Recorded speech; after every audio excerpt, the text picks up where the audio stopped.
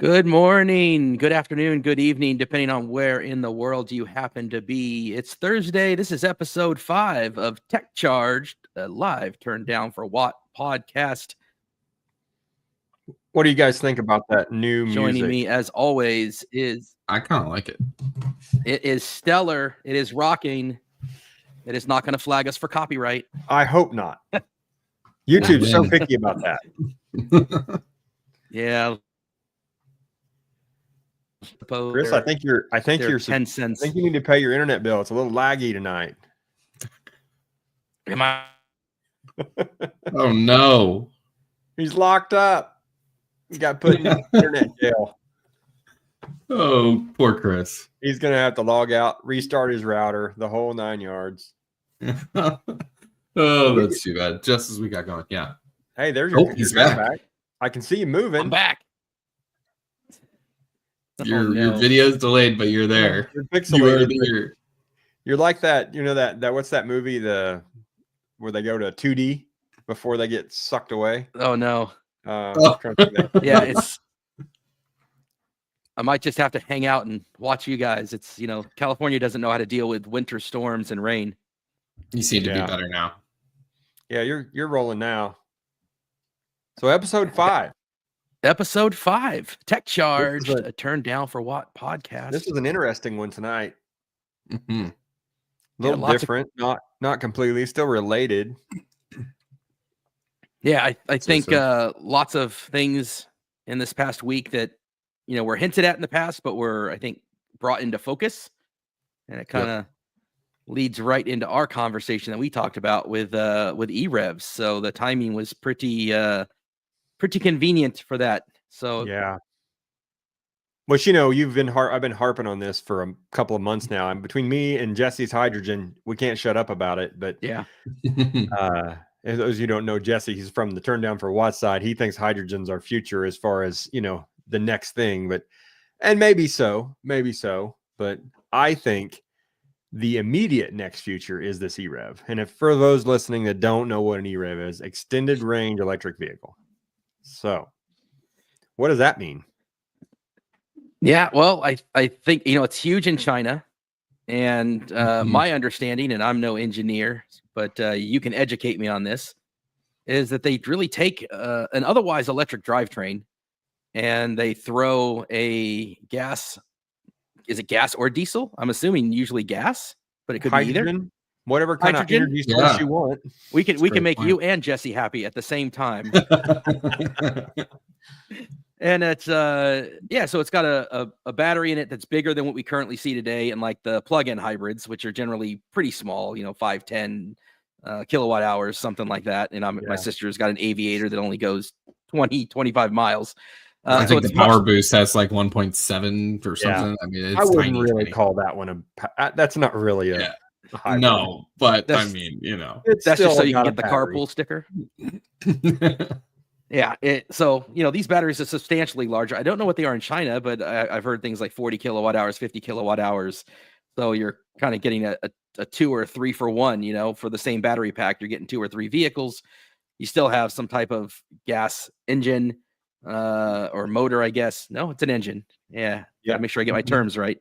Yeah. And and then it helps charge the battery and gives you the extra you need to go, like Jim Farley was saying, up to 700 miles on a very small tank of gas. And which that kind of surprised me when you kind of do the math on that, right? Like you take 100, let's say 150 miles EV range, and then so you're talking 550. I mean, that with the engine, I mean, hey, I'm all for it, but you start through that math, it could get really easy. I mean, it depends on how they set them. Sorry, it depends on how they set them up. I mean, so yes, this is kind of out with Ford already overseas. I don't think it's out yet, but I believe the 25 Ranger overseas is a PHEV, a plug-in hybrid, but that's approaching what an EREV will be. So that thing, and they've kind of hinted, and when it came out, that they said, it will be multi-platform. We'll have, the ability to sort of, make this multi-energy sort of thing. Yeah. So I think what I'm reading on it, it's still got the 2.3, like a lot of Rangers, 75 kilowatt motor. So that's what, 100 horsepower. Okay. 10-speed transmission. So there's still a transmission on that one. That's why it's still in the PHEV instead of the EREV. Yeah. It's got an 11.8 kilowatt battery. So much bigger than what we're used to seeing on the small hybrids that you've known for 10 years. Definitely. I'd still put that. I think I'd still put that firmly in that. You said, like you said, the PH. It's still plug-in hybrid. Now Yeah. that's cool because you got like, I think they advertised it like a 38-mile range or something along there on electric. So you're in a city and you don't have a long way to go, but like I would be all electric on my drive to work every day. I drive 30. Well, I think what's the quote? It's at 39, 40 miles for, the vast majority of America. Yeah. So, I mean, it's right at that perfect sort of mark, for all electric miles all day. Now, it's still going to feel probably like a gas engine because it still has, I think that generator's in between the transmission and the motor like a power boost. So you're still going to feel 10-speed shifting, and it's still going to feel like a normal car, but you're not going to have the engine started. But I think what's exciting though about what they're talking about is it's otherwise going to feel like an electric car with electric motors, no drive shaft, no transmission. I'm assuming less vibration from the motor that they use or the engine that they use.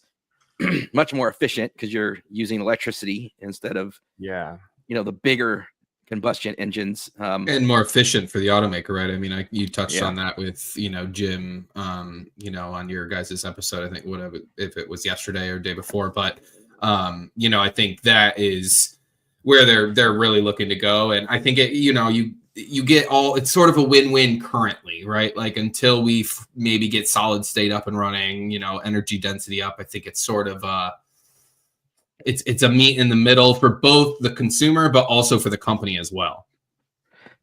I got to tell you, I've been surprised because when we posted the podcast and kind of put it out there, overwhelmingly positive comments, just a handful of people that kind of felt like, it's going the wrong direction and that kind of thing. Some people disappointed maybe at the prospect of not having the next generation of Lightning type vehicle, which we still don't know for sure, but right.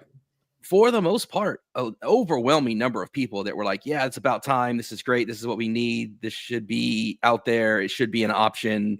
And that kind of, I think that's why we see Ford going in that direction, because we might not maybe experience it or see it as much in our, bubble that is, X and all that. And we're true EV fans, and we've lived with these larger family hauler vehicles, and we were like, hey, it can work, so we're showing how it can work. But then at the same time, the company's like, yeah, but you guys are kind of in the small minority, and it's hard to,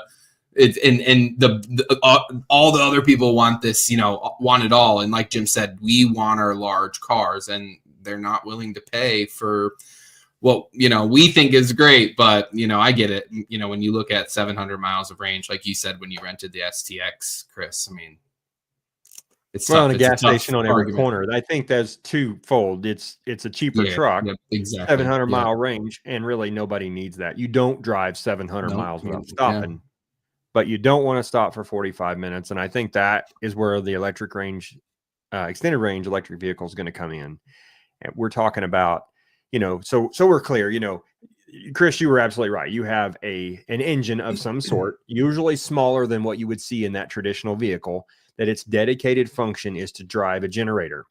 That generator has two exits of source energy. So one could either be charging the battery, or it could be supplying power to the wheels, or a combination of both. So if you're pulling a trailer, pulling a long hill, maybe all the power is going to the wheels, and you're drawing power from the battery in addition to that. And then on the downside, you could be regenerating power back into the battery and putting power from the generator back into the battery. So it's kind of the best of every world right now. And I think from a business case, now that the Lightning, and I want to be clear, and I think you guys agree, I'm not going back to that because I want it. I think we're going to go back to that because if you want longer range towing, or not stopping as much because you don't want to have the kids sitting in the car to entertain for 45 minutes every time we stop, I think this is a good solution. because most of the driving that most of us do is local.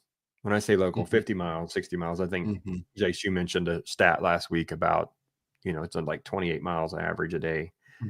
But when you start going on those long range trips, it's really nice to know that you can just stop, put gas in, and keep moving.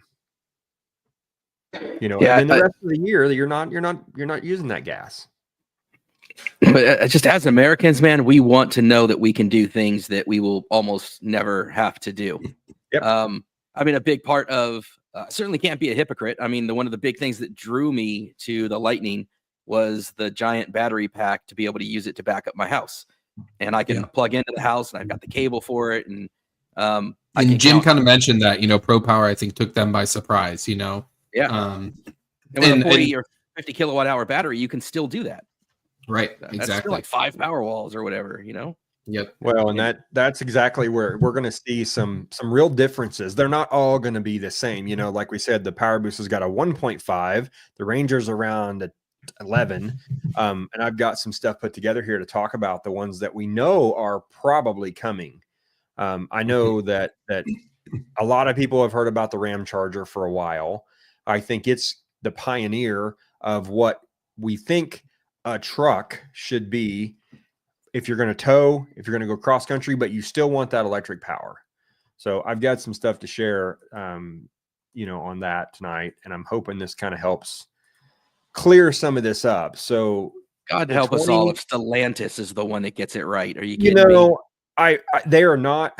I want to preface this that I put 2025 on here because that's what they've been saying. It's on their website. I mean, if you go, let me click the website. This is their website. I mean, it's saying this year, 2025, but there's been some new information come out this week that said that this 2025 model is now going to get delayed. They're having some problems with it. They're pushing it to 2026. So we're not going to see it right now. And I think that's good. If you're a Dodge fan, forgive me, but they've always messed something up, something small. And I want them to be able to come out with something that actually turns that around. I know with their new leadership, they're trying to do that. They're kind of pivoting. Dare I say that again? Kind of pivoting on to getting away from the electric Charger and going back to, hey, we're going to build some 5.8 Hemis again, 5.7 Hemis. I'm sorry. So this Ram Charger, they're saying 690 mile range, 660 horsepower, and 615 foot-pounds of torque, which if you've never driven an EV and you get in that truck's going to feel like an electric speed wagon. And what's going to feel even better, and as all that you guys drive Lightnings, and I've had several, it's not the torque and the horsepower. This truck has more horsepower than our trucks, but it's so instant. When you're at a stoplight and you need to zoom ahead to the guy next to you to get that left-hand turn, you're in the right-hand lane. Before his gas truck even revs up, you're gone. It's just instant power. And I think that's where this 0 to 60 in 4.4 is going to come in, because he's driving a regular gas engine that truck can drive from here to Chicago and back, or Florida and to California, and do it no different than your wife's Expedition or your Suburban or your Super Duty. So they're saying, though, this is the part that interests me. 92 kilowatt hour battery. That's huge. That's huge. Yeah, that shocks me right there. That's the entire bot. I mean, that's almost a standard range Lariat. Yeah, I mean, that's a standard range. So if they really do put a 92 kilowatt hour battery in that truck at 2 miles per kilowatt hour, that's almost 180, 190 miles of range. And the numbers that I've seen on the wind tunnel testing on this, it's more slippery than a Lightning. It's better. I don't know if it's as good as the Cybertruck, which didn't turn out actually that great. Not for an exoskeleton complete design. For something that they said, right. Yeah.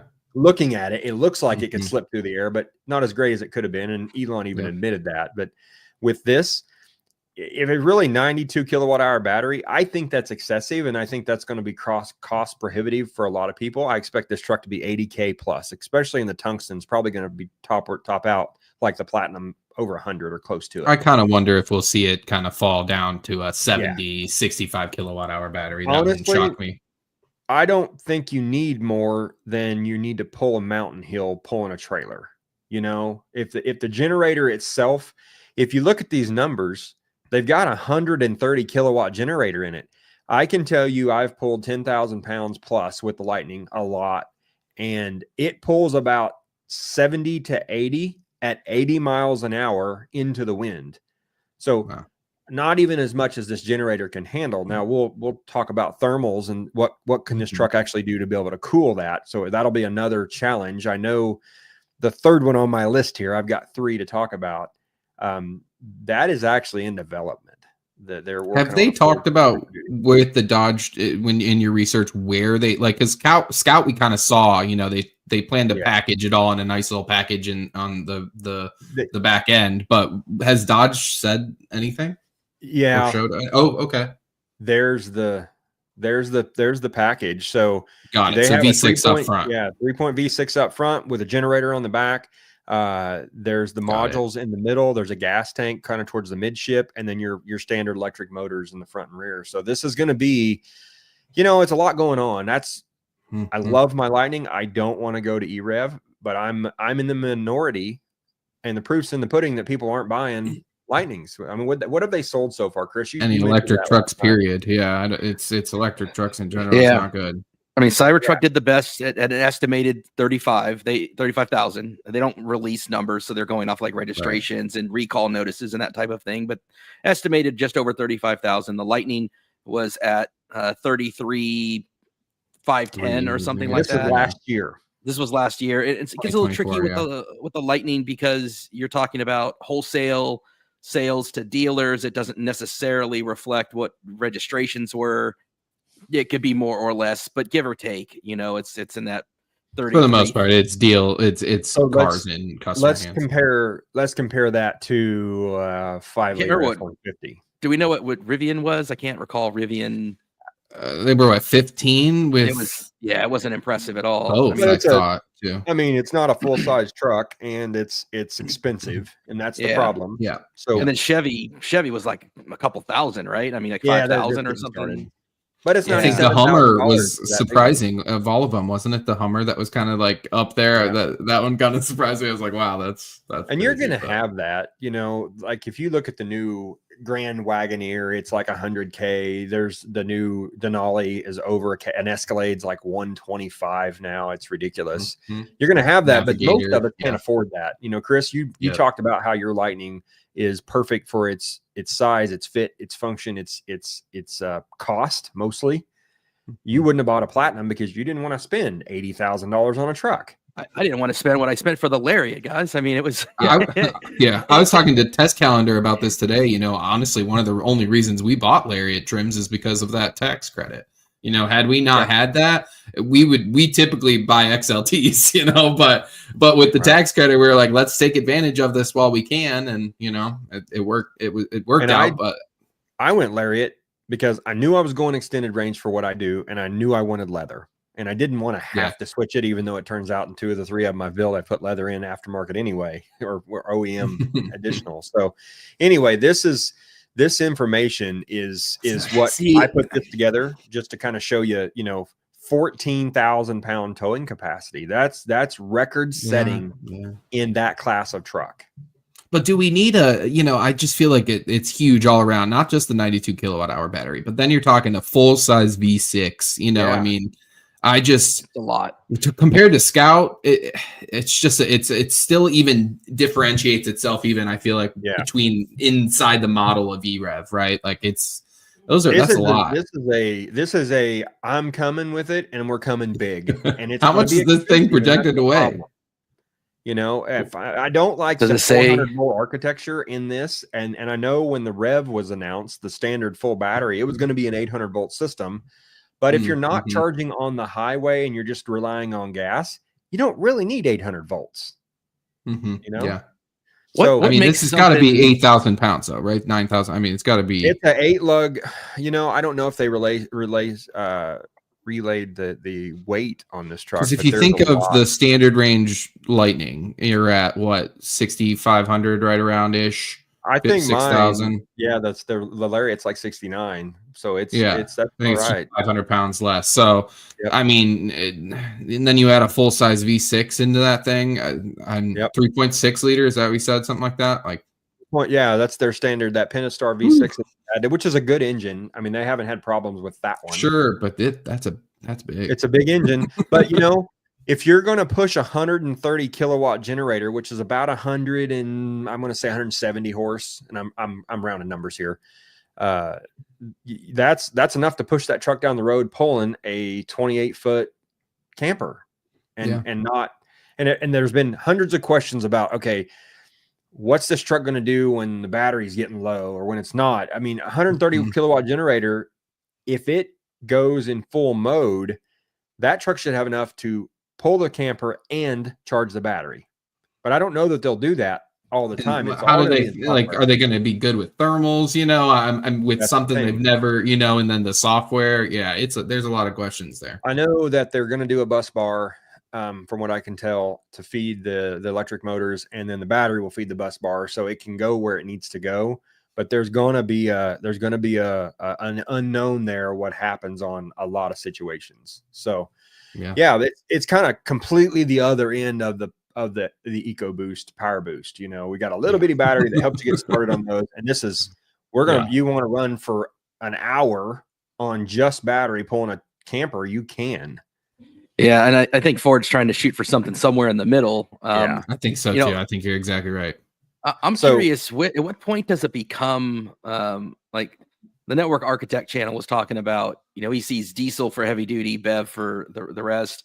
Ford was kind of talking about that, like, it could be EREV, could be heavy duty, could be diesel. When does it go to heavy duty? When you start talking about 250s, or you're talking about like Silverado 2500s, what makes it that? Like when you look at the lugs that are on this, you look at 14,000 pounds. At what point does it transition out of the full size that we're driving and go into heavy duty? What's the criteria for that? I think this is going to chart. This is obviously a rendering that I know the TFL truck dropped here a while back, and there's quite a bit of chatter out there about it. So I did some research. They're talking about a 1-ton dually, this truck, with a 5-liter Coyote. And from what I understood, this truck is in testing. They actually have been testing it, and they haven't, these things get released, leaked. I just know some people and done some Google research and found that they're having some difficulty with cooling with the thermals on long inclines, long grades. But other than that, it's working great. You got 700-mile range, 120 EV range. That's big. That's, you're anything around town that day, you're not going to be on gas. If you're just driving your truck, you can be on electric. They're saying 1.5 mile per kilowatt hour, which is probably right if you look at the surface area of this truck. If this rendering ends up being anything like the truck looks, it probably won't.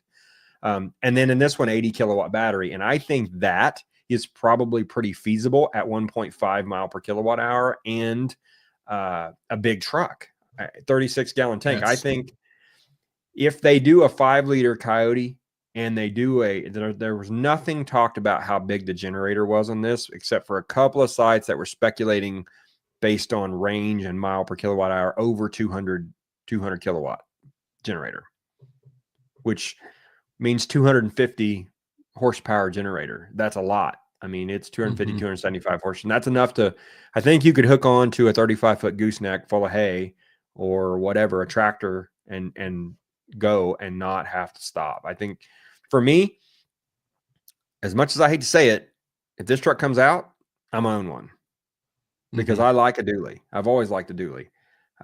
It's obviously going to depend on some things, and cost is the number one thing. And the Super Duty realm, they need to offer this in an XLT that's fairly basic.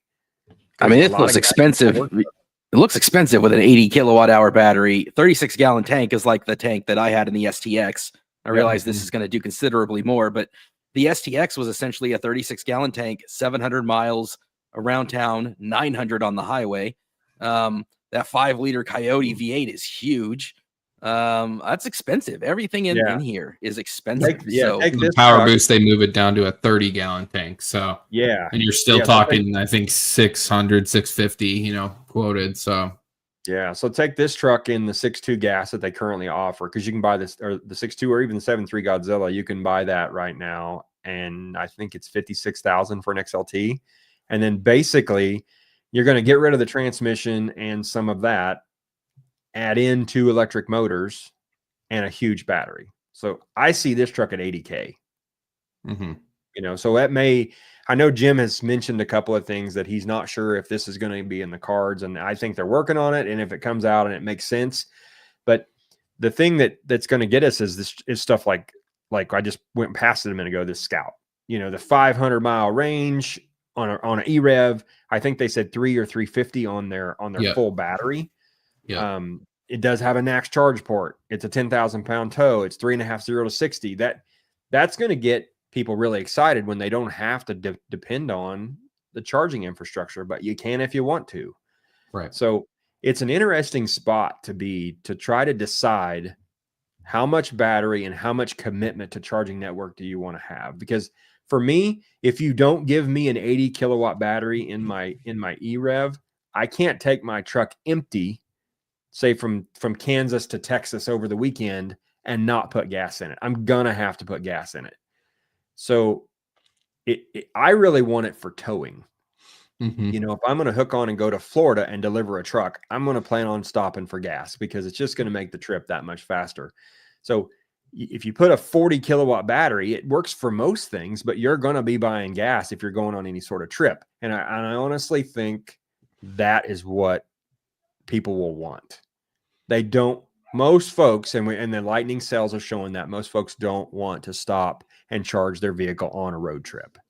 Yep. As of now. Yeah. And right until we change our infrastructure and, and I was listening to you talk too yesterday, Chris, about, it is sort of deflating to hear Jim kind of talk about EVs as like a second car, but yeah, I will say, then I look at our situation, right? And I kind of think, well, I think we would do exactly that. We would buy an EREV, if it was Super Duty, whether it was, a T3, let's say, and then our second vehicle would be a full BEV, right? Like then we would have the full flexibility. So in a way, I think he's right. It's disheartening to kind of hear him say that, but in a way I'm like, well, if I think about our situation, I could see us doing exactly that, where the full BEV is our second vehicle, only so that like we could tow, like you said, we can take the boat further than, just a Lake Erie, right. So, we can go to West Virginia without relying on the one Ford dealer, in Elkins, West Virginia. And if that Elkins, West Virginia, those chargers didn't exist, we'd have to probably rent a vehicle. The only other choice was a 110 at that Hampton Inn. And we only got 10% at those temperatures, overnight, not even. I think it was like 8 or 7%. So let's talk about that, Jace. Why did you go all BEV? What is the one, if you had to say, what's the one reason why you have all battery electric vehicles? It's tough to say one reason, right? Just because I think it's so many things, but if I could put it into one reason, I would say, I would just say like the smooth powertrain probably was what did it for us. Just like that's what, performance and just no transmission. So if you're going to have that in an EREV, but you have that ability to just fuel that performance with gasoline, to me, that's going to end up being the best of both worlds for the next 5 to 10 years until battery tech gets out like this Zeekr that charges in 0 to 80% in 9 minutes. When we get to and does it with a dry cathode, and I think we're going to get to. So they're not dangerous, and we don't have to. And the charging, even right now, let's assume for a second we could build a Lightning for $46,000 that charged in 10 minutes and would go 500 miles. If that was in place today, the infrastructure is still spread out enough. We can't support the sales that they're going to get from that. The infrastructure is already there. Absolutely 100% true. If we sold 100,000 Lightnings like they planned, we would be waiting in line at every charger when we go to Northern Michigan, and I mean it would be hours long. So it, no matter what the manufacturers do, especially with the NEVI program, I'm just going to use the word phrase on the rocks, because we don't know. I mean, I don't think they're going to pull it, but I don't think it's going to be as big as it had intended. It's going to transition. We cannot continue to run fossil fuels forever. And I don't care, there needs to be a long-term plan. I don't know if you guys have seen that movie Landman. It's a movie and there's some stuff in it, but there is some interesting comments about long-term leaving this stuff to our kids and our grandkids about what are we leaving them. Fuel's not going to last forever. We've got to do something different. I'm not saying it's battery electric vehicles and that the mining is not worse for the environment right now than what, but it's a step. As humans, we're trying to do something. It may not be the right thing. So anyway, I agree with you, Jason. The reason I asked that is the one reason I bought a Lightning was without a doubt performance.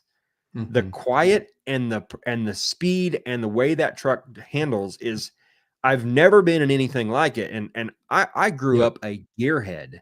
I mean, my dad has a blown 32 Ford Coupe that's putting 1,000 horsepower. I grew up with, I've had 5 of the early gen Lightnings, a bunch of GT500s and Cobras. None of those have any type of comparison feel to this truck. And I haven't driven a Plaid yet, but we have a P85 Tesla here, and it's unreal. And that's, I think, why most people do it. And if we had started with EREV and not this perception that the mandate was going to force everybody to drive an electric vehicle by 2035, which, according to what was it Andrew the other day, Chris said, that's not true, only for commercial. Yeah, it's really complicated because so in California, it was you weren't going to be able to sell retail cars in California that were new. You could sell them used. Got 49 other states aren't that way. Well, a lot of them do. Like a dozen of them will follow whatever California does. And then, that's true. Eventually, at least, Eventually, but that's kind of stopping now. I mean, I think the mandate that people are going to be perceived is going to slow down. And I've always said, just build a better car, and people will buy what they want. And Ford pivoting is them saying, look, they're not buying what we offered. Let's do something different. And I think that's a smart business decision. So I think it's for everybody. It's just not. It's just the electric trucks with the trade-offs that you have to make, and in the way that, even though we'll say, it's like less than 10% of people tow or whatever, but the trade-offs that people perceive that they have to make, let's put it that way, they're not willing to pay for. Yeah, and I think the other aspect that kind of made people feel like there was a mandate, even though it wasn't necessarily one, but it was kind of a de facto one, was 2 things. They had in the government end, they had a directive. I don't know, I'd have to grab a thesaurus, which I haven't done since junior high, and see the difference between a directive and a mandate. But they had a directive to electrify a lot of the government fleet. And so you had things, these are always the things that hurt us as a movement, which is you go out there and you start, specking out and moving some canoes. And then I can't remember was it Solyndra or whatever it was that they funded a bunch, and then Solyndra collapsed on the solar panel market and got criticized for years. And then, Canoe is kind of the Solyndra of EVs, and it gets all this funding, and then it makes all these postal worker vehicles, and they start testing them in NASA and the post office, and they're make these contracts, and then it just poof, it's gone, right? And that was kind of a directive to transfer a lot of the fleet. Even Tesla, they just talked about this week how they had a bunch of Cybertruck, in the fleet plans for the government, and Ford makes a ton of money on fleet vehicles for municipalities and parks and government and even SpaceX. There's famously some great Ford vehicles going on, moving things around for SpaceX, and so there's a ton of business there. And wasn't that 400 million supposedly put in when Biden was president? It was. Like, it wasn't even actually like people are like, oh, it's, but it was actually Biden, which it's as it should be. And I was kind of looking at like 400 million is a drop in the bucket. People are like, oh my gosh, how could they give 400 million to Elon Musk? And I'm like, guys, that's actually not that much money. Like when you compare it to like Ford or General Motors, how much money they get off these military contracts. That's the way it should be. Everybody should have even chance at, creating vehicles for our military. That just, it gets in people's heads that way. And then I think the other one was the CARB standards. The CARB standards is a big one. It's the one that really motivated. It's where you got the idea of the compliance vehicle, right? The manufacturers had to make a compliance vehicle. A certain percentage of their sales had to be a certain right? And so what ends up happening is the CARB standards keep raising every single year, and that's one of the things that the current administration is saying, hey, we're gonna change those standards, because although again it wasn't a mandate, the ultimate result essentially was a de facto mandate, that the only possible way to hit it. And then just a couple quarters ago, Ford is the first time they said it out loud. I think everybody knew it, but it was the first time somebody said out loud, hey, for every Lightning we sell, we can sell 17 profitable gas F-150s. And although they didn't say it in a different part of the call, they said we reduced our costs, our expenditures of buying carbon credits to other partners. Tesla, right? Yeah. That's the other partner. But, you know, Chris, that carbon credit's coming from where? The government? From Tesla. Yeah. So because Tesla's entire fleet is electric, so they have all this leftover carbon credits. And in fact, and not in California, but a lot of places in the country, even if you install solar panels, you get carbon credits for your solar panels, and you can sell them on the open market. Tesla also, they do some weird stuff with Tesla. So when you buy a Tesla solar panel, they force you to transfer to them the carbon credits. It's a very strange, controversial thing, and they won't sell it to you if you don't agree. As part of the agreement, that they have to forfeit over to them your carbon credits. And See, so this feels like the government's getting involved too much. You know, Yeah, I hate I to think say it, that's what all people that feel carbon, you got credits and all that. And I'm just kind of the layman guy here. Just build a car that, and if it needs to be better, I think that it's up to the manufacturers to try to build a better car that people will buy that tries to help the environment. And I never bought a Lightning because I'm trying to help the environment. That was the last thing on my list. Exactly. You know, out the tailpipe it may, but there's all these other things that we don't need to get into. But what I like about what you're saying is you've got a point to, I'm trying to get this into the right context. We want to be able to have a battery electric vehicle that gets people used to that power, but we don't want to have to do it where we feel like we're forcing people to do it. In California, they have to accept trade-offs. Yeah. And Too so big of ones, apparently, for, you know, at least for this market too, which I think is another important point, right? Like if interest rates are 2% and gas was at $6 a gallon, we might be having a different conversation. But we're not there, and I don't foresee us being there anytime soon. No, I think the drill baby drill line is going to create gas prices to drop over the next 4. We're not going to see it go 30 cents a year up for the next 4 years. It's not going to do that, I don't think. I mean, I don't have a crystal ball like any of the rest of them do. But barring unfortunate war, you know, something, God forbid, something like that. I don't see it. I mean, things happen. You know, I read about this coming in a few years.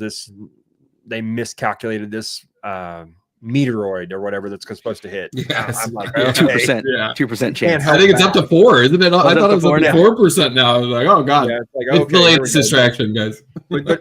but aside, you know, that and Bigfoot's going to land in our yard. That aside, I think this is a good transition because what's it going to be like, Chris? If you had the Lightning in an EREV, it's not going to feel any different every day. You're going to charge it home. You're going to use solar. It's going to feel like the same truck. I think that a big part of it for me was pettiness. I'm a petty person, Martin, and Surely not. I have a real authority problem. So I don't like people telling me what to do. And so for me, a lot of my reason for going electric was I did it in conjunction with solar, and I did solar first. The first thing I did on my house, like got the house, put in a lawn, put in solar. Yeah, but you did that for probably a reason, and I suspect it was financial. It makes sense. Yeah, I mean, it's financial because it pays for itself out here within 7 years, and it did. It's now, like, as of this year, it's now paid off. Nice. And so it's all free power. I say that, and people always like, it's not free. You get this whole conversation, right? You had to pay $30,000. Yes, but it's already paid itself, broke even. It's free now. As long as your tech, you don't get a hailstorm and your tech doesn't get outdated or something go bad. I think I'm looking at solar because I'm looking at some used older panels right now for like $200 a panel that are like 400 kilowatt. I'm sorry, 400 watt. 400 kilowatt would be awesome. Yeah, 400 kilowatt. Whoa. So and a huge system. I've got an extra Tesla battery here now, and I've got this stuff. So I'm looking at some of those alternative energies. Is there a way to help? What I'm trying to do is not buy gasoline and not buy energy from my local utility, store it during the day when I'm at work and dump it in the truck at night, you know, and that's oh gosh, it just seems like it's complicated, and it kind of is. And well, here's my thing though, is I don't trust big oil. And the only people I don't trust, the only people I trust less than big oil is the utility company. And because at least big oil has somewhat of an illusion of competition, because you've got different forms, you got diesel, you have gas, you have different people you can go to. Now there's still a huge cartel. They manipulate the price. Sure, we can drill, baby, drill. Saudi Arabia or somebody else is just going to not drill, and they're going to make the price be. You talked about Landman, right? They're going to make the price be between $74 and $86. Yep. Any less than 74, it doesn't make sense to drill. Which we saw during COVID, right? The price went down, and so a bunch of people stopped pumping and they were going to stop. And then any too high, it costs too much to do business. So there's messes up the economy. Yeah, but so it's funny because we're talking about this like that's our fuel for our vehicles. And it is in literally everything that we do except for like beef. But your top 5 uses, like overwhelmingly, like 80% of all oil goes to energy. And now whether fossil fuel, I should say, not necessarily oil, but fossil fuels, 80% of it, whether it's natural gas, diesel, all that kind of stuff, it's overwhelmingly energy. And the thing for me is, by putting solar panels on the house, one, I'm inflation protected, right? Every time the power company is like, oh, I'm sorry, we have to raise rates for the 6th time. Like in California, the rates have doubled in the last 5 years. For, as comparison, it took 15 years previous to that to double. And there's no signs of it stopping. It keeps getting worse and worse. It's already raised once this year, and they're talking about it again. Well, they have all the power. I have no choice. Now I have the power. I have the choice. None of that changes for you with an EREV. Well, here's the thing though: is EREV they still want me to put oil and gas and some kind of petrol in there, and I just don't want to. I don't want to give that money to the people. I think that's what I think is beautiful about it. You have the option. You don't drive enough. If you got a 50 or 60 kilowatt battery in an EREV, let that engine sit there. You don't even have to do it. But I still got to change the oil. I still got to worry about the maintenance on it. I still have all of the worst parts that are possible to to fail in an EV, with all the worst parts that can fail in a gas. And now I've got them both together in one sweet, Rochambeau package to see which. And that sounds, when you put it in that light, it sounds like it's the worst of both worlds. And I'll spin it the other way. If you're going to jump in something right now, and you had a business and you got to run to get a new, I don't know. Let's put it this way. Jace's way. I need to go to the manufacturer and get 10 loads of shingles, and I got this huge buy on them, but they got to be back here by Thursday. Say today's Tuesday. You got to be back here by Thursday, and we got jobs to do. You don't take an electric vehicle right now to do that. I mean, I get it. Like I do it. I go across country, but we've been to Canada twice, but it's a vacation. You're not in a hurry. You're not in a rush. So there's going to be people like me. Yeah, time is money. I'm just going to let that gas engine sit there as I drive back and forth to work every day, or around local 40, 50, 60, 80 miles maybe. But when it's time to get in business and go, I want something that I don't have to wait on. And I'm not in that situation currently, but there's a lot of guys who, let's say you're a landscaper and you put on a lot of miles a day, running around doing bids, checking, and you've got to do that when the sun's shining. You don't do that during the dark because people aren't, they're not mowing the grass. You don't want to deal with it. And I'm not saying that the Lightning's not perfect for that, because it's a 300-mile range. Even if you're pulling a landscaping trailer, it's going to be probably 2 around town. But that's an example of what the working man who uses his truck as a truck could get and still feel like that he's got that power. But you know what this is, man, is when I was a kid, I played basketball very poorly. Exactly as well as you would think that a chubby white kid would play basketball. That's how well I played basketball. But I assure you that I was wearing my Nike Air Jordans. I had my little green Gatorade bottle, right? Everything that the stars had, because I wanted to look and feel and imagine myself as one of them. And so and this is a thing that maybe it's a boy thing. I don't know if I guess girls get this way because they buy the clothes. Oh, yeah. Right. They buy the clothes that the people wear, that the Hollywood folks wear. Right. So it's the same thing. It's some kind of weird human thing where we just like to dress up and pretend that we're something, greater than most of us are. And that certainly was the case for me on the basketball court.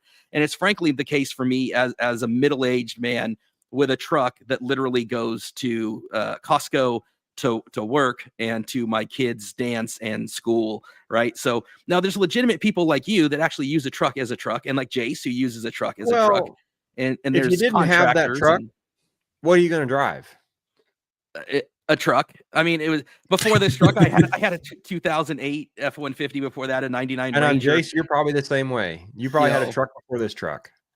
A mix of everything. We've had 5 F-150s, a Mach-E, a Bronco, a Focus ST, a Fusion. We went all over the place. But in general, we need at least one truck for work, and then it became a thing where a second truck was super beneficial. But we could probably get away with just one if we really wanted to, especially now. But I mean, we've thought about it too. Like, okay, if one truck is down, what tows the boat in the middle of the summer? I mean, if they're giving us a Lincoln for a rental or, something random, it's very rare that you can get an F-150 loaner, but sometimes maybe if you rent, but 80% of the truck drivers, 80% of the truck drivers are driving a truck like me. Only 20% are driving. It's true. I would say though that it is, I think it's getting that percentage is growing more than, going away. Like Jim kind of hinted at that seemingly, like the data that they're pulling in is, Americans want a camper. They wanted to go out in the outdoors. I think Scout is kind of, I've watched their CEO talk about kind of, this sort of outdoorsy movement. Rivian obviously it plays in that vein too. So I agree with you, Chris, but I think again, it's that American thing that we want what one we can't have and what we don't have. And then we just always want more as well. We buy trucks like this for the same reason that amateur golfers buy Callaways. You have no business buying a set of Callaways, but there you are. Here I am with this big. It's funny you say that. I have a Lightning because it's something different. I've always been one of those guys that just want something different. I don't even care if it's functional. I bought a GT500 and I did a little something to it because it was different. I bought a set of Callaways because they said Callaway. I was hoping they'd make me a better golfer. They weren't. They didn't. With that said, having something different is one thing, but if you're buying a truck for work, it needs to be able to work. And I think that's where the EREV is going to come in. I really think the truck's going to be a workable truck, whether it's a Scout, it's a Ram, or whatever T3 ends up being. I kind of hope the F-150, I don't care if it still says Lightning. I don't know that I would have bought the Lightning had it not said Lightning, because I was a huge SVT fan, and that was the Lightning era. But even then, if you drive one and you understand what that power's like, it hooks you. And that's what I think that you're going to get out of the other, and then still be able to take it on a 1,000-mile road trip over the weekend. It's still going to have that same power. It's going to be a great truck, and I'm still going to hate it. But you say that. How many of us sit here 5 years ago and thought, I'm never driving a freaking fully electric truck? It was less than 5 years ago that I was going to build a 2022 F-150 2-door short bed, 4-wheel drive, lower it with a 5-liter and a big Whipple on it, because I wanted the Lightning what it was supposed to be back from the day. And then I drove the current Lightning, and I thought, you are really going to consider driving an electric? I would drive by a Prius and make fun every time I saw him. I mean, I was that guy. That was an underpowered car though. And it was, and the people would be there was the whole South Park episode of how smug Prius drivers would be. You say that about Tesla owners, but I've not had that. They don't talk to you at chargers like I think they could, but they've been through this for 10 years. When the Lightning first came out and you pulled into a charger, I really enjoyed visiting with people at chargers. That was one of the things a year ago. I had a pretty popular tweet actually about this whole thing today. I had a sort of an acquaintance reach out and say, they took a picture of a Lyric at a supercharger, and they're like, "What's wrong here?" And I'm like, I don't see what's wrong. Lyric charging up, and they're like, well, you do realize it takes up 2 spaces, and basically my whole point is like, look, like, you can be upset about it, but the bottom line is you have to direct all your anger and your madness at Tesla and Elon Musk, because they were the ones who made the decision in the first place to open it. They wanted the money, they wanted the funds. I mean, what are you going to do? What are you going to do? I mean, and it's, in my opinion, it's against the mission. Like, if the mission is truly to, convert us all over, then that's what is helpful in doing so, I agree. And I think that there's going to be this EREV push takes load off of that. So as this continues, you're going to see more lyrics. I think there's another couple of manufacturers opening up in the next month or two. I can't remember who all's. There's a list out there of everybody that's out now, but it's just going to continue to be more and more and more and more. And 2 spaces, depending on where they put charge ports. Not everybody's putting it on the left rear quarter, especially trucks. I mean, for me, there is, to my knowledge, other than the Ram Charger that's coming, not another truck that's on that left fender. The Rivian's on the left front. So that's better. The Rivian's not big enough for me to. Yeah, I can't think of one on the left fender like that. So either. like the Chevy, they talk about it being better for towing. And then they put this. Yeah, I think we were talking about that, weren't we, Chris, when we saw it the first time at the auto show? Yeah, it was a weird spot for it. It makes no sense. Yeah, so now we get back to, okay, well, how is, Chris, you're right. I mean, you've got a gas engine, and I think if they can pick the right gas engine, the 5-liter is kind of bulletproof.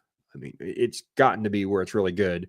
They get a good, generators don't typically go out. I mean, there's a lot of those guys that's got an air compressor in their shop that's been there for 25 years with the same motor, with the same whatever. I think once you get to the point where these are reliable, and it's going to be more reliable, less oil changes and less some of that, because you're running that like a 5-liter, they're probably going to have 2 or 3 different levels they run it at, say 1500 RPM, 1800, 2200, depending on the load. It doesn't have that up and down load. And those kinds of loads is what creates the reason that you have to change the oil every 5,000, 3,000, 7,500. I think we're going to see. I mean, I'd look at it as brakes on your Lightning, brake pads, rotors, they're sitting there 95% of the time. Right. And then that 5%, I bet you. So what are you going to, you're changing your brakes instead of every couple of years, 2-3 years. Now you're at, I'm at 3 years and mine look brand new. Yeah. I mean, my 60,000 mile one's good. I don't expect I'll ever have to change my brakes. I mean, I would be surprised if I ever did. Mm-hmm. And Ray Bestis was sitting here going, holy crap, what are we going to do? We better find something else to invest in. So, I think that's a good point, but I fully expect 10,000 mile oil changes on these, maybe more, depending on what they do. And honestly, with no transmission to deal with, you look back in 2018 to 2020, 2021, even, how many CDF drums went out of Ford pickups? How many Dodge pickups back in the 90s that they didn't put enough transmission in it? This has been the transmission's a great thing. It allows us to take a power level that really wasn't good down low. Most cars don't have down low power and give you that torque because you can multiply it down with a reduction. That's really what a transmission's doing. And now we take that all away where the torque is instant. You don't need the transmission. You just go through the rear end and you're at some 7 to 9 to 1 reduction and you've got the power you need. And I think it's going to be good. I think we're going to have to adopt this just like we did the Lightning. Yeah. And I think like what you were talking about, Chris, the other day too, I see it a few ways. Like I kind of hope Ford does offer options sort of like they do now. Right. I'm worried about a full BEV option not being an option, to be frank. I hope to God that's not the case, but at least initially, I worry that is not going to be an option. But, I think they've got to cater to the market sort of thing. But at the same time, I do hope to see them offer it. So that way people like you, Chris, who are like, I'm never going to gas, can have that. But it really goes back to how many levers, in my opinion, Ford has to pull. Like it's crazy. I mean, I think they're in a good spot. I really do. I think it's an enviable position, especially for some other automakers. But I think there's so many levers that they just have to pull the right ones, and I don't know. Briefly, really quickly, you were talking about ADAS, the other day, and that's a really interesting one too, because I'm not sure Tesla is the right partner for Ford, but it may be the only partner for Ford unless they look towards China, which again, for those same reasons that maybe Tesla is a little bit, on the edge, even more so with China, right? But absolutely. It's going to be, it all comes down again to me for that like levers to pull thing. Like where do they where do they think that, you know, they're going to get the most bang for their buck that also benefits the customer and keeps people coming back? I mean, it's interesting because, you know, the big sellers for Tesla are the 3 and the Y because they're affordable, especially so with that rebate there. And if you look at the X and the Y, the X, not the Y, I'm sorry, the X and the S, the X, and the Cybertruck have never even approached 100,000 vehicles sold ever. Like at the height of Model S, at the height of Model X, I want to say it was 50 or 60,000. Because that's all that type of market can bear. That's all the Lucid can bear. That's all the Gravity can bear. That's all the, you know, any of these big vehicles can bear. And I think that was part of the realization for Ford is that we can't sell a vehicle with that much battery in it for an Expedition, for an F-150, unless it's going to be one of those higher end models, and the market is only so big for that. And so if we're going to sell volume, it's got to be the way that BYD sells volume, the way that Tesla sells volume. It's got to be the affordable. So to your point, Jason, it may not be an option. They may go EREV for all the big ones and the focus their battery in stuff at the small ones. So here's your top vehicles. Since you're talking about that, top selling car models in 2023, and I think this is worldwide, but yeah, I think this Tesla Model Y was the #1 selling car above the RAV4, CRV, Corolla, Camry, and F-150. They sold more of those. And I don't know that most people realize that the Tesla Model Y in 23 was it. Well, Tesla does a great job at selling, you know, globally too. I think that's huge. Right, you know, they do a great job at selling anywhere. You know, Ford just and others really don't quite focus on that goal the same. And in fact, I think actually are maybe moving away from that goal in a lot of senses, especially Ford with China and other places. You know, I think we might see them pull back. Yeah, I think so. I think we're going to have to do something though. If China doesn't isn't allowed here, it's going to help. But if they get it allowed here, the cost Ford admitted to that. I mean, he said he said that they're the best right now. They're so far ahead of us. So yeah, I think the thing with China is you look at the Huawei phones, and you look at the network, all the network stuff that's not allowed in the U.S. because you again hate to reference South Park twice in the same episode for us, but there's that, you know, don't trust China. You know, yeah, you can't trust China. They're gonna embed their own technology into whether it's robotics, whether it's cars, whether it's phones, whether it's communication, whether it's ADAS. And can you imagine? But don't forget about India, because India is just as big as far as that goes. And you know, when you start talking about Tata or some of these smaller car manufacturers, I mean, if Tata came here into their cities and could sell us a 50 kilowatt car that goes 200 miles and do it for 12 grand, ouch. You know, the Bolt's going to be in trouble. Yeah, I mean, look at what they just did with AI. They're talking about putting their self-driving into those the Dolphins that BYD makes, and using what's their version of Chat GPT that they just did for like $5 million or whatever it was. Yeah. You know, they're talking about using or whatever. Yeah.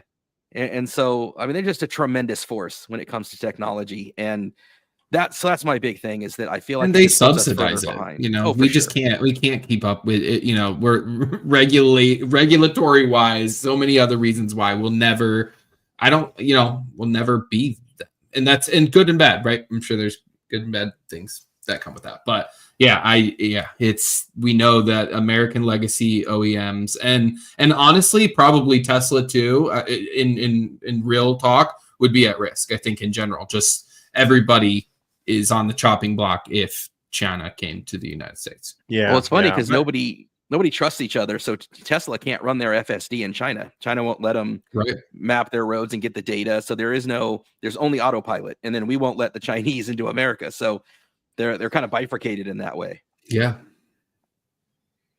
So what does that mean for EREV? I think that means that we're going to see a lot more vehicles that have range extension. I don't know the battery size, but I can tell you that it doesn't need to be 100 for most, but it needs to be bigger than 20 or 30 that we have now on some of these. I know like the Volt wasn't it still had the ability to have a transmission and drive. There was two that was at the BMW i3 i3 was technically an EREV concept, I believe. Yep. Yep. And then Volt, there was right? and the Volt, but it still had the ability to have a transmission. You could still drive without ever plugging it in.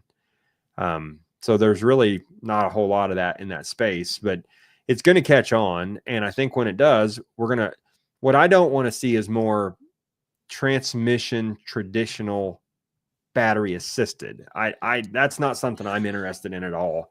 I think we sell people on the concept easier too. Like you said, the quietness, all those things that come with the EV powertrain. But that's why we frankly bought a second EV because we were driving Justin's Lightning home, and I'm like, this is the quietest vehicle I've ever driven. And we had a Mach-E before that, right? Like we had experienced EVs, but Lightning was on a different level when it came to that, especially with the amount of room that you had in that package, right? So I think you will sell people better with EREV, even though we're kind of taking a step back. I think it is where we are a needed step back, at least where we are in the United States. Business wise, I think it's the step we should have taken first. Yeah, let's get everybody used to Absolutely. that powertrain. And then we'll pull, when the battery tech really comes on good, we'll pull the gas motor out, or maybe offer both. I think they should continue to offer both, because there's going to be a reason. I mean, look at Tesla. Tesla's not going to put a gas engine in anything. That's just not going to happen. And they, like I just showed, they were in 2024, they were the number 3 car in America. The F-150, the RAV4, and then the Model Y. So of all the cars in America, they're still number 3 in 2024. That's crazy. And they're not going to take a step back, but there's enough folks that can use a 300-mile Tesla every day that don't need, like Chris said, if you're not trying to impress somebody and you don't want a big truck, that car does everything that you need it to do. And it doesn't do it for a ton of money. And I think the cost is exactly why the Model Y and the Model 3 has sold. If the Lightning would have came out for $10,000 less than an F-150, we would be living in a different world. Did you see that tweet today where that person said it was a Kia EV9 and they hit something on the highway and the cost to replace the entire battery pack on the EV9 was $57,000, I believe. And that was, I'm sure there's a little dealer cost in there, but it wouldn't shock me if 90 to 95% of that is the actual pack cost. And the reason why is exactly what Jim said the other day, where he said tens of thousands of dollars can be removed from even removing perhaps just 50 kilowatt hour.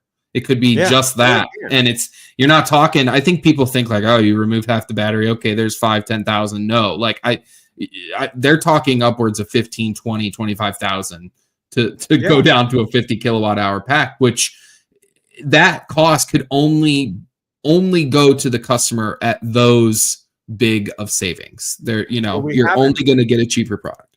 We haven't figured out how to scale EV production for the energy density that we have out of the current batteries. The C rate is 1 to 1.5, meaning C rate meaning how fast you can charge and discharge it with our current tech. So that energy density is so much per kilogram, where fuel is way higher. Yeah. And we have scaled V8, V6 4-cylinder production to the point where it's so efficient to build. This is not going to happen overnight. And if you try to cram, and I hate to use that word, cram EVs down somebody's throat before it's ready, you're telling me I got to spend $30,000 more on the same, I'm being my grandpa, $30,000 more on the same truck that I got to charge for 45 minutes every 2.5 hours? The hell with that. That's what he would say. I think for me, this is why Lucid and Rivian and Tesla I'm always going to root for, because what I fear happens, it's a double edge, right? There's two things. If you're doing a bunch of EREVs, I do think it'll start to sell a lot. I think it'll, especially if there's some affordable, smaller battery options, some EREVs. They're going to have to scale battery production. If you scale battery production, all of battery production starts to reduce when you start, as long as you can get the minerals for it, right? And they're finding them all over the place now, and it'll drive that innovation, and we'll build these batteries at scale. And so the price per starts to come down for everybody. But I worry that they're all mediocre options. They're all, LFP, 200 kilowatt charging. You don't need it. You got an EREV. You don't need to have the Zeekr. Right, that's going to ease that. That's going to ease that up. Now it might, this is not a if you build it they will come thing, but a little bit of this tech development in the battery space has come from us going full BEV right off the bat. So I can't take that away. Yeah, that's actually a great point. Did you see the Insider EVs article that just came out? It was like an hour or two, I think, before we went live, but they had a big solid state battery kind of update and like, where are we, you know, what's kind of the latest. And it was really interesting read, you know, they were kind of talking about how people don't really think that we're moving quickly on solid state, but we really are. There's been a lot of progress, but it's more about how we manufacture them right at scale. Right. And we have to create an entire new process and processes, so to speak, to be able to build those. And that takes new machines and new everything. Right. So, but that we are making progress, but that, you know, it's a while off to, you know, first we're going to go semi-solid state with the gels, and then we'll go to full solid state with, you know, dry, you know, no liquid whatsoever, no gel even. You're right, Jace. This tech has been out though for a long time. It's just not cost worthy. If you look at NASA, and because I've been there a couple of times when I was in college, we went to NASA in Huntsville and we talked to some of the reps. They give some private tours because we were there as a college. They have a battery they can put on a space station in the last 25 years. Yeah, in those temperatures, but it costs so much money to produce it. It's not ever going to see the light of day in the public eye. But when those things start becoming like, you know, remember, I don't know, Jace, exactly how old you are, but remember when we went from a big screen that was 1.5 feet, 2 foot thick to our first panel TV that was $10,000. I remember walking into Best Buy. Yeah, easily 10,000. Easy $10,000. Yeah. 50-inch, and we thought, wow, a 50-inch flat, and it's 2 inches thick. And now Walmart sells the same 80-inch for $299 if you get the cheap one. OLED it's a great example of that. I mean, the OLED price, you can get an OLED TV for under $800 now, you know, right around that. And before, my first OLED that's sitting right here next to me, actually curved one, was, I think it was like $2,500, and it's not even 4K. You know, I got two monitors I'm looking at that are 27-inch. I paid $125 for it. Sam's. I mean, it's crazy. So I think as we start scaling this stuff, it's going to get better. And I think, you know, there's some tech. We could start getting into sodium chlorides and aluminum air and aluminum oxide. There's a whole lot of tech that's happening in the battery space, but none of it has been. You see these headlines, and these headlines just kill me. Oh, Japanese manufacturer made a car go 700 miles. Big deal. NASA's did that 30 years ago. I want to see them. The headline needs to say Toyota developed a $32,000 Camry that'll go 700 miles and you don't have to charge it. Yeah. You know, and that's far-fetched, but that's going to happen at some point, that you don't have to charge it because it's got a little bitty gas engine in the front. And I think that's where EREV is coming in, and it charges it for you. So the Deere, I'm not going to say too much, but Deere has electrification in the world that we live in. And one of the biggest things that Deere customers want is not having downtime. And when you can desimplify that piece of equipment, and then you throw in 20% fuel efficiency, if you just go look up a new big loader from Deere, this is not private information, this is on our website, you're going to see that there's a hybridized wheel loader available that's 20% better fuel economy, because that engine's sitting there running at the same speed. So you're burning less fuel, and you can do it with a smaller engine. And that's part of it. So I think that's going to be some of the things, you know, what have we seen? Let's talk about the gas part of EREV for a few minutes here. What have we seen in the last 10 years in gasoline engines? What is the best, and I'm going to get some people hating me on this, but what's the best pulling half-ton pickup? Not Lightning, what's the best pulling half-ton pickup out there right now? Because I've pulled with all the new F-150s. It is an EcoBoost. Yeah, or a Power Boost. We love the Power Boost too. But it's an EcoBoost. Yeah, it's an EcoBoost engine. Yeah. So we have seen those gas engines come down and down and down. Now, maybe when you start turboing these small engines, they won't last as long. The EcoBoost will last in 200,000 miles, and maybe a 5.0 will last 250 or 300. Most folks aren't keeping them that long. But what I'm getting at is, you start seeing these downscaled size engines because you don't need a continuous 450 horsepower. you have 450 horsepower available in the electric motor as a surge through that battery all at once. So you don't need a 500 horse motor in the front. 130 Yeah, what's horse. the Bronco Sport? I think got a 3-cylinder.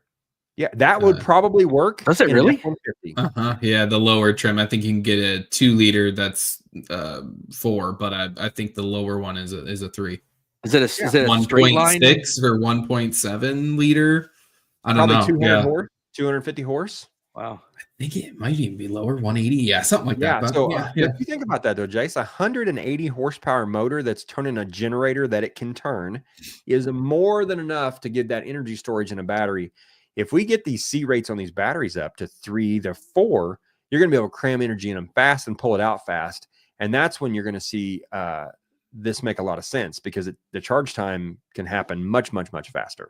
Mhm. So that's part of the reason why I have been preaching this for the last few weeks on the Lightning, doing this range extender that I'm talking about doing. It's certainly not going to be an EREV, but it is a version of that, because we're looking at a 20 kilowatt generator in the bed of a Lightning through a couple of DC to AC to DC converters to supply power to the truck as you're running down the road, which should give us about 50% of the power needed to just cruise at 70.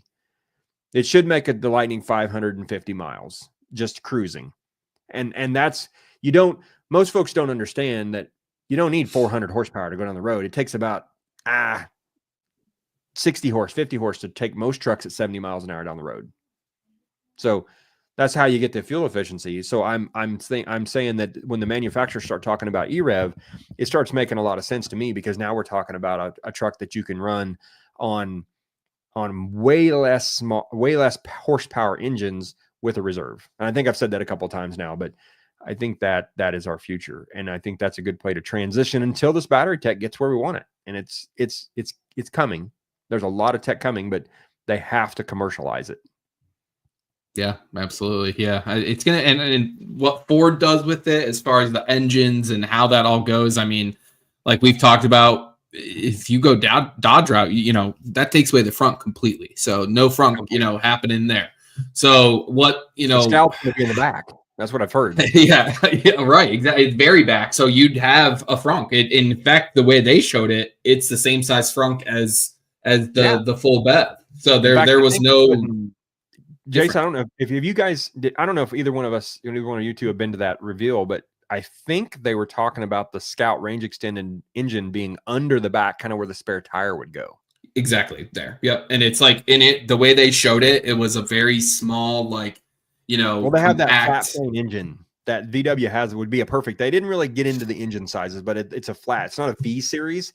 If you could do almost like a rotary on an airplane, that very small, right, that would be a perfect package to fit in a that minimal Mazda engine they had for a little bit. Yeah, the rotary.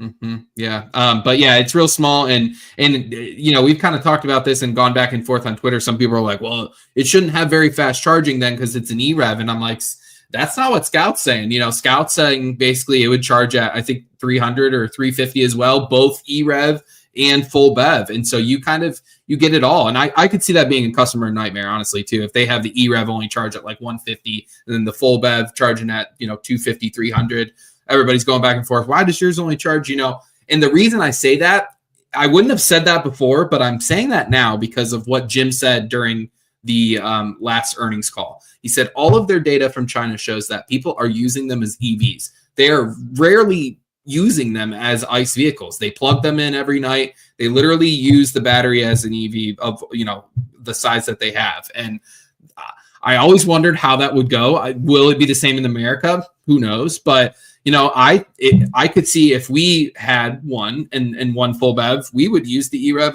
as a regular BEV vehicle. Electric truck. Until you have charging at work. Yeah. Until you decide to go skiing like you just did, and you don't have to worry about I have a trip this Saturday. We bought another F-150 for the shops coming in. We're got a little 18 gas, something that makes money because they make money. And we have to go get a bed for it this weekend. It's out in Wichita, Kansas. It's 2 hours away, one way. There's one station between here and there. And when I checked PlugShare, it showed it was down. The level 2 works there because, I'm going to do that, right? This is a perfect example why I want that generator. that I could get out there and back on one charge and I don't have to worry about it. And so this would be a situation where, like the Ram Charger, I would not start the gas engine on a Ram Charger, but once every 3 to 4 weeks, because I'm going to be local within a couple hundred miles. Yeah. And it's going to rain Saturday. We've had 3 inches of snow today. We're going to get 3 inches of snow. I don't want to deal with charging very bad in the ice and the snow. I did that about a month ago when I went to Wichita. We had a 1/2 inch of ice and I'm pulling into a charger. The chargers were handles were frozen. I mean, all that stuff, just like a gas station. You fight the same things under canopy typically, but that's the kind of thing I think is going to be good, because most of us that run on the weekends and run a lot, you need to be able to do it reliably. And I want to hook up to my trailer and go get that bed and come back on one take. It's 4 hours total. You can do that in any gas truck and not have to put fuel in. And even if I had to put fuel in, it's a 5-minute stop. For me, a 4-hour weekend trip should not mean that I got to charge 3 times. And when we run the Southeast Kansas to Oklahoma City route a lot, picking up trucks, and every time in the Lightning, that's 3 charges. And I think it'd be different if we lived in like Australia, where our climate was warm, or California, Southern California, or maybe even real Mexico, Southern Texas. But like it is a trade-off. There's like I've said again, going to West Virginia, I mean, we're getting 1.5, and that's at not great conditions, obviously very windy. We're in the mountains, but it's a difficult sell to people when it's like, well, there are some, we're getting 1.5 and we're relying on one Ford dealer. Yeah, it's a difficult sell. So I feel torn almost. I think sort of like you, Chris, except you're on the other side a little bit more. But like I get it. I get why. And it's frustrating, but at the same time, like it's American issue. It's not even just a Ford issue. This is an American problem that we need to solve with either more charging stations, or we have this sort of intermediary place where we can have the EREV concept, which it might just be the perfect fit at the perfect time. Maybe not exactly perfect time, because I think you're right, Martin, that we should have done this first, but it's too late now. We're beyond that. I think you have a great point that it has spurred battery tech further along than had we stuck, and charging infrastructure. But yeah, you're right. That's a great point too. Charging infrastructure has been a lot due to the Lightning and Rivian. With Tesla recognizing that people were coming on, it's a money-making process for them to just allow this, or they wouldn't have done it. That's the bottom line. Exactly. But I think that, maybe the manufacturers ought to look at, does it have to be a dedicated EREV? Can it be something where maybe, Chris, you go rent a generator on the weekend that you want to take and plug it into your truck? Maybe they make some sort of a universal thing where you're like, I'll go rent United Rentals will rent you a generator for $200 a day, and you're going to take it, or $100 a day, whatever the number is, and you slide in the bed of the truck, you plug the thing in, and now you got a 500-mile range Lightning when you need it. You don't necessarily need it all the time. I mean, I think the ones that do that most closely now are in China, where they do the battery swap. And you have a 75 kilowatt hour battery most of the time, but then there's also a 100 and a 150 kilowatt hour, and you reserve it on the app and you drive your car there, and 3 minutes later, and you now have a 150, and you don't buy the battery. The battery is like on a lease agreement, and your car is, $10,000 or $15,000 less, but then you're on a subscription model. And but we don't see that coming here. No, it's not in charge yet. No, a Tesla brought it up once during a call a long time ago, and then it never happened. Well, that's why the Model S battery is the way it is. I've changed 3 of those in the last month, and those are fully modular. All you have to do to pull a Tesla Model S battery out is take the bolts loose. There's no plugs. There's no coolant lines. They all quick disconnect. Yeah, and it's one of those things where Americans want to own it. I think had a conversation about the robo-taxi the other day with somebody, and I said I could totally see me buying a robo-taxi for like my mom or my kids or somebody like that, but it would never be my sole vehicle, because in the case of an earthquake or a tsunami warning or a hurricane, if you're in the South, then all of a sudden it's not mine. Like, it's out there it's out there in the group, and who gets to it first. And then if you've ever been to a college football game or a game where you've had Uber or a concert, at the end of a concert, they have those peak demand pricing. Now, imagine that in a disaster. You know, there's a role to play for it. It'll be fun. You know, my mom doesn't drive at night. That's perfect for her, right? But it's not. I'm always going to want to have a vehicle that I'm in control of. And so that's where I like the control of it. I want to control my power. I want to control my battery. We all like our autonomy. I totally agree. I'm never going to rent a truck. I'm never going to have one. I don't even lease vehicles. And I think the Lightning's probably right now the smartest lease they've ever had because of the depreciation hit. So that's why I don't like the battery swap ideas, because then you're going to turn around and there's going to be no batteries inside that thing. And you've got to, you got a giant line to go get to the battery swap station. I want to be in control of that stuff. And so but you're really not in control. You still have to, I mean, if we really get down to, you have to charge somewhere, or you have to put gas in somewhere. We have this illusion of control in this country, but it does make us feel like we do. If you can just have your truck and there's 50 million gas stations and you go pull in and put gas in, it makes you feel like you've got control. I could with a battery, I can always charge it with solar if I had to. It would be slow. It's going to take a long time. If the apocalypse hits, it might take a half a year, but Lightnings will be running on solar and everything else has already run out of gas. We've seen that Will Smith movie where he's driving the GT 500s or whatever, sitting in showrooms. If that continued, electric vehicles, as long as the sun is shining, the electric I think we're getting out. You'll find a working 110 somewhere. Somebody will have some, even if everything's out, you'll find something. Somebody will have a generator. Somebody will have a hydro. But I think that, the EREV is such a great idea that it's part of why I don't like it, because I think it delays and it distracts, and I think it reprioritizes, and I think it will be popular. I think if you're living in Canada, or if you're living out where you guys are with the snow and the cold, like, there's so much impact on the battery. And people talk a lot about Norway, for example. Well, Norway has small roads, a small country. Their speeds are like 40 to 50 miles an hour. And you talked about that show with Landman, and every scene in there, I don't remember if it was you that I was talking to, where every scene was giant. They're driving these big trucks 600 miles a day in the middle of nowhere. Texas. Texas doesn't get cold very often, but those people, have you ever driven in Texas? Everywhere you go is like 4 hours.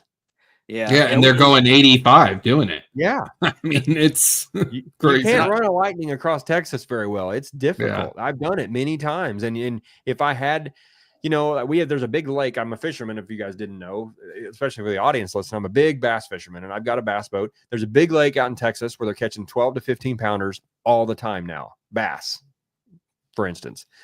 I can't get to that lake with my truck pulling my boat. Yeah. It's not possible in the area. There's no infrastructure. But if I had an EREV, I would definitely go. You got to come up here to walleye capital of the world, Lake Erie, baby. We go to Canada. We have a blast out there every year in my Lightning, and there's one charger in Dryden, Ontario, a supercharger that allows me, and then I go 2 hours north of that where there's no more infrastructure. We charge at the camp on 110 for 5 days.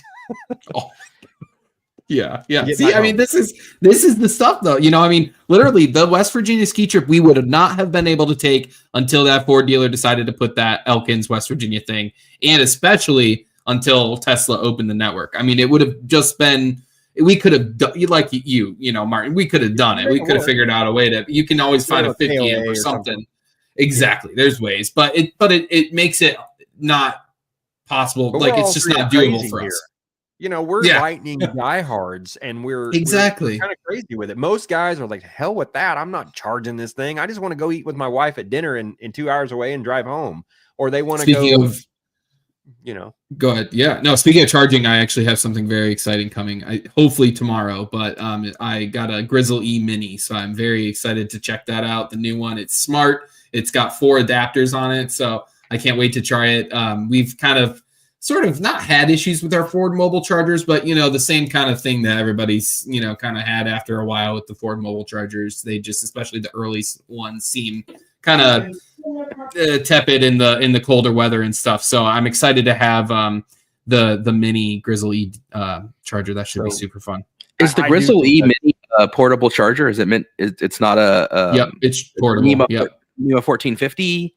NEMA 1450, but they have, it comes to like 4 adapters. So they have 1430, like it's a completely adjustable amperage. So that's super cool. You don't need that. You just need the new software where you can dial it down on the new Lightning.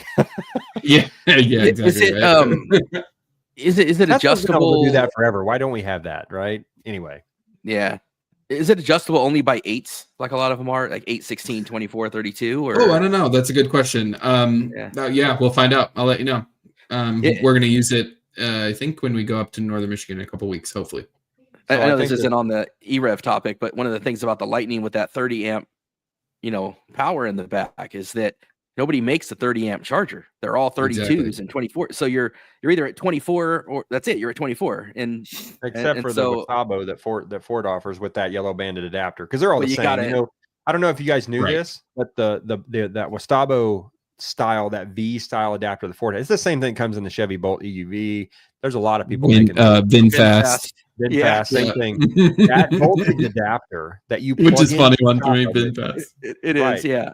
But it's that voltage adapter that you plug in the top is what makes them. They're all the same. They're all the same charger, and they're all 32 amp chargers. I have a YouTube video on my channel going over that. But if they could just provide a few more of those little charging adapters, then you could go at 24 or 16. Or there's a lot of Airbnbs that have a dryer port or even a 12 to 15 amp twist lock style 110 that you could plug into and get more than a mile a day. I don't plug into Airbnb.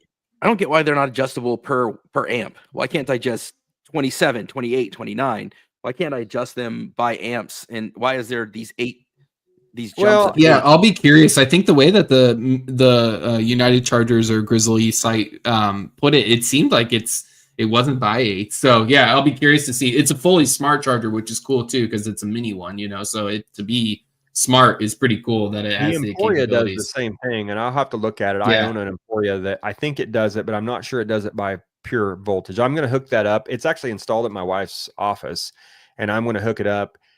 It's a funny story. I didn't know the Emporia was adjustable. We bought one on Black Friday for like $300, $400, whatever it was. It was really cheap. I went to put it in. There was already a 60 amp breaker there for an old air conditioning unit. I thought, that's perfect. I'm going to run it at 48 amp. It's a hardwired connection, and it had like number 12 wire.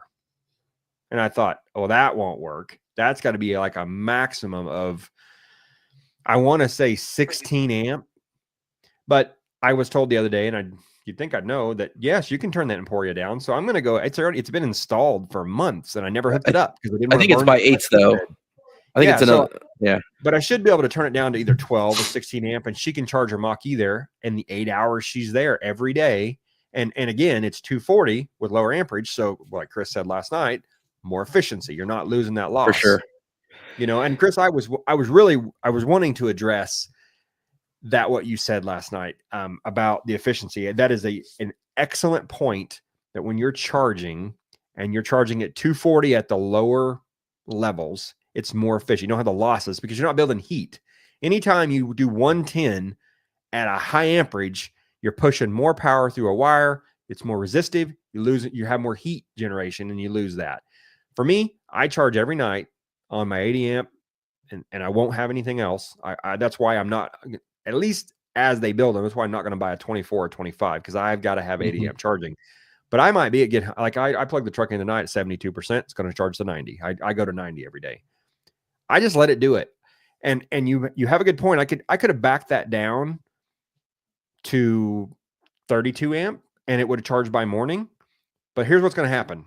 I'm going to forget when I get home tomorrow, and I got to go to Wichita on Saturday, that I didn't turn it back up, and the truck will be at 64%, and then I am screwed. Another perfect example of an EREV saving me.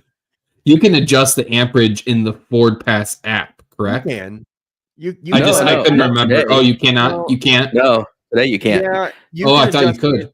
You can adjust the amperage in the Ford Pass app if you go in through the Ford Charge Station Pro part and adjust it there. It's kind of a loop. I was specific to the Ford Charging Station Pro, so everybody understands. No other chargers, but yeah. There is zero chance I'm doing that, because I'm going to forget that I did it, and I'll think the truck's going to be charged, and it won't be. I thought the Charge Station Pro required like a little dial. I thought there was a dial in there that No, would. you can do it digitally. Oh, I do interesting. mine is set to number 7 on that little dip switches, and it stays there. I do it through the app. Yeah, I think I thought you could do them both if I Yeah, wasn't I'll mistaken. see if while we're talking, if I because can the pull it up. dial is for like permanent, only Yes. when that's for when install. Correct. If you install a Ford Charge Station Pro on number 8 wire, you need to have it dialed back so the average user cannot turn it up and overheat the wire, because it's So it's setting your max. It's setting your max amperage, and then you can always dial it down on the app from there. That's good knowledge. Yeah. I didn't know that. Right. And I don't know if you'll know this, Martin, because you've taken these trucks apart. But what is it? So normally, the rule is 80%. So if I have a 50 amp circuit, I'm only going to be able to charge at 40. Oh, so there it is. That's specific to the Charge Station Pro, though. That is correct. Yeah. That's from the Ford Charge. So you can go from 6 amp up to 80 amp. And that's the big boy. So I don't even know if that would have. I don't know if you could do the same for the smaller Ford Charger. So here's your Ford Pass app, and if you see that where it says Charge Station, I'm under the Center Energy tab. It's right there. Yeah. Where it says Charge Station, you just click on that. So this right here, and then that takes you to your charge station, and hopefully nobody sees all my stuff, but mine doesn't connect very well. I have there's a pretty typical Ford charge station.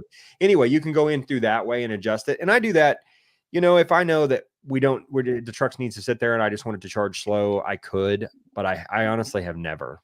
It's like set it once and forget it and move on. Yeah. That's why we don't have a smart charger. We just have the Duo. I mean, it'd be nice to have one eventually, but we just plug them both in, and we know they're set at 90%. We do the same, and so there's only just plug them in. And I gotta be honest. There's only one thing I don't like about the Ford Charge Station Pro. Most folks, it was the retail cost, and I've never paid over $400 for one because I buy stuff used or used. I don't like having to plug a CCS cord in every night. There is zero reason for me to do that. I am never going to do a home backup from that port. Yep. It's bulky. It also means you got to pull the flap down, and every night. So we're going to put in. I actually have Patrick, who we're hoping to have on the show here in a couple of weeks, because he's a WAP genius on some of the stuff. So he's provided a couple of Tesla chargers, and we're going to put one of those in with a J1772 connector for her Mach-E to charge here. And I think that's going to be it's 48 amp, which is all the car will take. That's going to be perfect because it's smaller. She doesn't have to fold the flap down. I bet you that flap never gets folded down again in that Mach-E once we do that, just because she doesn't charge publicly. Yeah. And with that CCS connector, I don't think you can charge a Tesla with it, because the only adapters are made for DC. So no, you have to do that. My daughter has a Model 3, and she's asked me about 20 times, can I come pull up and charge my car with your, and she knows it's a big charger. It would charge it faster. If you take and you cut the little section between the CCS out, and then you use the J1772 to Tesla adapter, the little short one that they come with, you could technically do that because it's just J1772. But the way the Charge Station Pro CCS is, there's a little tab, and you have to cut. I've seen exactly what you're talking. I think I've seen people do this actually. Yeah, you can do it. I wouldn't recommend that the average Joe do it. If you kind of handy and you know what you're doing, unplug the thing first and make the modifications, and then charge a Tesla off of it. You can, or any NACS connector car, which I think is just Tesla right now. I don't know that there's anything native other than Tesla. I'd probably check their amperage rating on that adapter they give you, though. Is it 80 amps? The Ionic has it, right, and the Gravity will. Yeah, I mean, you can get the right one, but is it one supplied by Tesla? I probably wouldn't use that one. It's not, but you can, again, if you do that, you can go in the app and turn it down. Like this one from A to Z. Yeah. This is 80 amp. This is an 80 amp connector. We have a Tesla Tap Mini. I think ours is Tesla Tap is another one. But again, if my daughter was going to charge on that, I would just tell her to go into her car and turn it down, or I would turn it down in the Ford Charge Station Pro app, just so that I know that she's not going to overheat my adapter. Yeah. Those will do up to 48 amp. I know the factory, the little black ones that come with. Now, when you've taken apart these trucks, Martin, what is the when you've got the 7.2 kilowatts coming out of the bed? Typically, you can only do 80% of the circuit. So I'm charging 40 amps off of a 50. So if that's but I know that if you plug a 32 amp charger, it trips the breaker. But 32 does. 30 does not. but that's more if 30 is the circuit and I'm plugging in a 30 amp charger, that's 100%.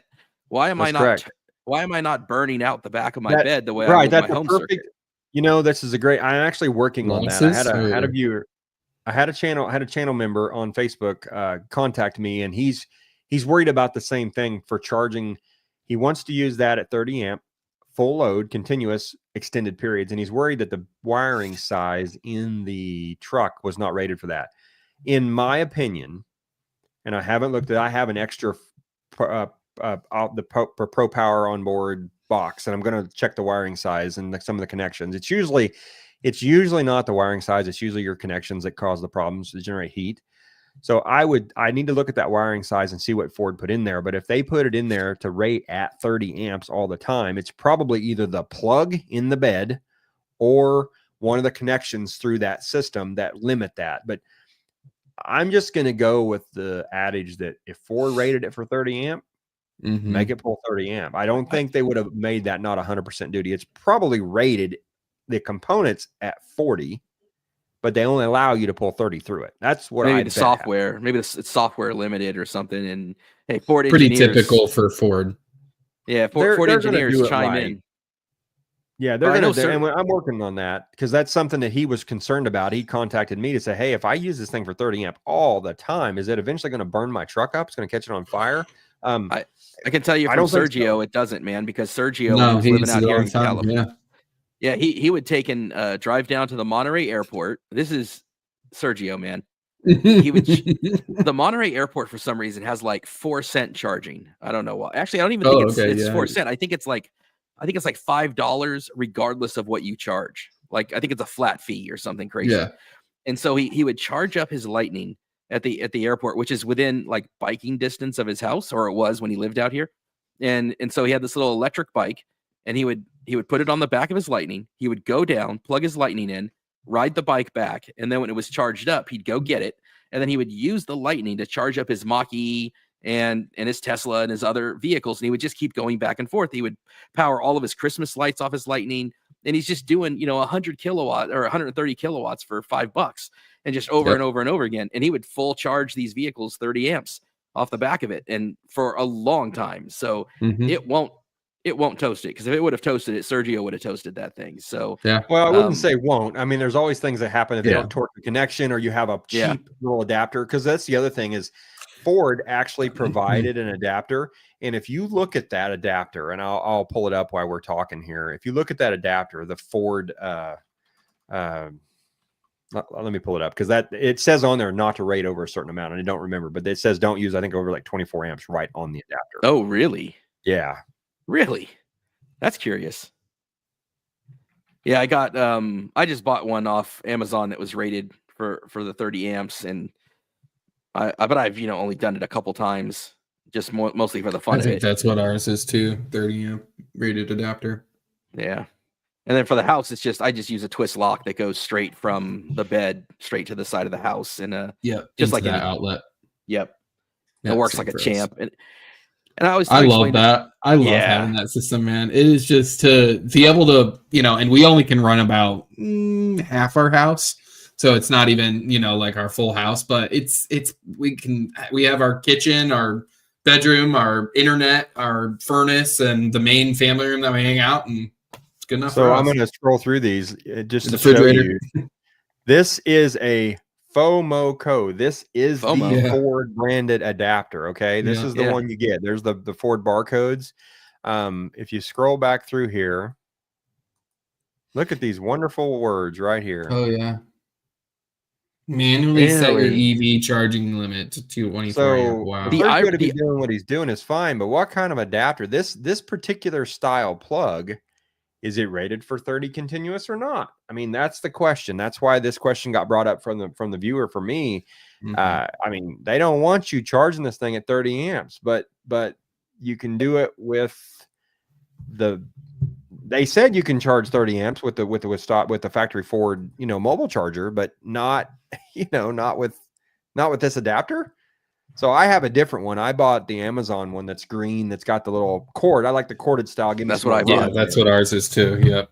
Yep. But that's an interesting that this thing is rated for 24 amps and it's from Ford. So I love to get, we got to make a list. And tells you to manually move it down, Yeah, and you can't move it. And you can't move it down. You can't move it. Everything about that is wrong. That's because not great. Yeah. Because the whole idea was to troll Tesla and show Lightning's charging Teslas. And off the I keep wanting to call it the Wasabi, but it's not Wasabi. What's the name of that? It's Webasto, but it's the Ford Mobile EV charger. Right. And so it's going to pull 30 amps, but it tells you to set it to 24, which you can't. Well, I guess you can set the Tesla to 24, but if it was another Lightning, right. you couldn't set another Lightning. I've charged. It's funny. The Mach-E that we own now is the one that my boss had that he hit a deer with. And I've charged that car about 10 times at 30 amps off of my Lightning and never had a problem with that Amazon adapter. And again, it's a great big heavy, the green one, but it's not the cord, and it's usually the connections. So that I'm going to mess this up. The twist lock connection, that I think it's not a 1430. Is that right? So whatever that is, that's the adapter. That's the connections that are limiting. Yeah, I don't know the twist lock type. But like I got a 50 amp cable so that I knew I would have no problems running it at 30. Not that I would ever pull 30 amps from my house anyway, because if you're in a backup emergency situation, I don't want to be pulling 7 kilowatts out of my battery. I want to be pulling as little as possible. So, right. But I made sure that I didn't want the cable. All of this goes away if you had a little bit of gasoline. And I don't think you need a lot of gasoline, but I think let's make it an option too, Chris. I mean, this is why we wanted to talk about this tonight, because it is controversial, right? You don't want it. I definitely want it when I need it, but I don't want to carry on that gas engine all the time. That's kind of where my head's going. Jace, it seems like you've got a business case that you would use it when you need it, but most of the time, battery works that's what you're going to use. It's even, I mean, honestly, less business and more pleasure. That would be the times that we, road trips and taking the boat, other than that. And if we decide to get a camper, but other than that, for work, never. I mean, we never ever use more than like this guy says miles. Here. I think we will see eventually a small diesel power plant, because the diesel has a lot more torque. It just depends on what's more fuel efficient and what makes more sense. If it's more cost effective, and I don't know. The reasons why this wouldn't happen is what do diesels provide? Torque and longevity. But if you're running a gasoline engine at a low RPM at a constant state, they're gonna run a long time. Which you still have to. I had a weird wild hair one day a couple years back where I wanted to have an RV, and I was looking into RVs. I got really addicted to these YouTube channels that would go over the different RVs. I still watch like TikToks of those to this day. God, like I love and the RV show. Do you ever go to those? Yes, I've had 4 or 5 of them. I know where you're going. They are so addicting to look at these. I got really addicted to the idea of a Super C. You know what a Super C is? It's like a diesel, like a Peterbilt chassis. They're called Super Cs. So they're great, man. Yeah, C class. Anyway, I got you. Okay. Yeah, C class, but the diesel, proper Peterbilt type of thing. Yeah, Kentworth, whatever. And so, but all of them, one of the things that stood out to me is all of them required DEF. Like you had to have DEF, and I was like, oh man, who wants to deal with DEF? So if you have a diesel in this type of environment, would you have to have DEF for those as well, still, or because it's a generator, you wouldn't? There we go. Wow. Yeah, because I like those better than the. I thought they were just cool, man. That is cool. They're really rugged. Yeah, so it's sort of a mix of like a Class A C, but then like you're talking with the semi like Peterbilt. Yeah, interesting. Yeah, that's cool. Yeah, but I don't drive. I've never driven a diesel in my life. I just thought it would be cool. No, it is. But if you had that in an EREV, if you had a diesel powered EREV, because like you said, it's consistent RPM, right? It's a consistent RPM. Diesel generators like to run. You want them to run. And so if you had that situation, is DEF needed for that situation still?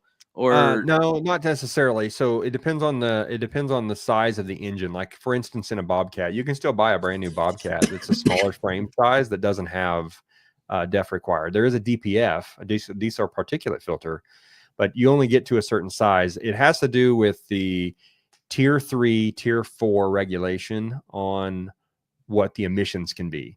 And so some of like Onan is a big diesel generator company. And then Yep, I see them all the time. in the great big, the Onan generators that are big, they all have DEF. But I think, at least, I don't know about this year, but in the last recent years, if you get a small one like the 4500 class that goes in an RV, I don't think those have DEF because they're small tier 3 compliant. Yeah, I'm always about simplicity, and I think like I recognize EREV as a great benefit for a lot of people. I worry that takes away the burning platform. It takes away the urgency. It's not so urgent anymore. If all the reasons that an EREV is a good idea is all the reasons that it would force people to accelerate having better charging and better infrastructure, it would be required to, because we wouldn't stand for it. Like I can't have one charger in West Virginia. I have to have. So let me play devil's advocate, Chris. What would you like to see if it wasn't the EREV? What do you think the best of both worlds is here, or any world? What would be the ultimate for you? I think I like a lot of what I see out of China, where we have the technology is going towards incredibly fast charging, and I want that urgency and the funding to be centered around infrastructure, and I want to see more level 2 charging at homes and apartments and mixed use complexes and shopping areas. And I think when you take, and that is going to be needed if you were completely BEV, right? And if EREV is an option, none of that is needed, because for people that own homes, they can have BEVs, and for people that aren't going long distances, they can have BEVs. And I no longer have the government incentive to have the charging infrastructure in the manufacturing and these things, which I get is part of the pushback too. Like, people don't want government involved in that. They don't want mandates. They don't want legislation making it harder to develop a shopping center or to develop a mixed use complex of housing. So I understand it, but I think where China has the advantage is they say, here's the direction we're going, and everybody's going that direction. And that's why the technology is what it is there. And I'm not advocating for communism. I've had to say that too many times on these shows, by the way, because every time I mention that, I'm not saying communism is good. What I'm saying is that they do have a very, focused approach with whatever it is, whether it's nuclear power, whether it's battery, whether it's charging. And that's why they're so far ahead. And we're so bifurcated, and we're so scatterbrained, and we're so all over the place that we're not focused. And if BEV was the direction, if BEV was what we were committed to, we would get the government funding. And I see gas and oil and corn for ethanol is subsidized all over the place. So I don't have a problem with it subsidizing the battery electric and the charging. I'd like to see it. And I think a lot of that urgency goes away if I think you can take EREVs for the next decade and be just fine. And I think it allows China to get so far ahead on the technology that that's where I think Lucid and Rivian and Tesla are going to be our saving grace, because without them, it's pretty much entirely on the Chinese. I mean, the Germans are having a lot of problems, and they're closing factories. VW is closing factories, and I look at that and I say we're going to have a whole lot of I was on LinkedIn going back and forth with Chris Kaiser, who was on one of our podcasts recently talking about NEVI, and he's well known in the industry, and the guy's forgotten more about electric vehicles and charging and infrastructure than I'll ever know. But he was convinced. He was like, hey, no, we just need 150, 180 kilowatt chargers. And I'm like, he's like, I pulled the data, like the average person charging at the stations that have these, they're, the average is, I don't know, 70 kilowatts or something like that. Right. And I'm like, I mean, the flaw with that thinking is that I will never program one of those chargers into my GPS. I'll always filter that out. So for people that can charge, they're completely avoiding those. So the only people that are charging at those stations are the BZ4X and the I had a whole list that I gave to him, but I was like, hey, here's the 6 Mazda. cars. Yeah.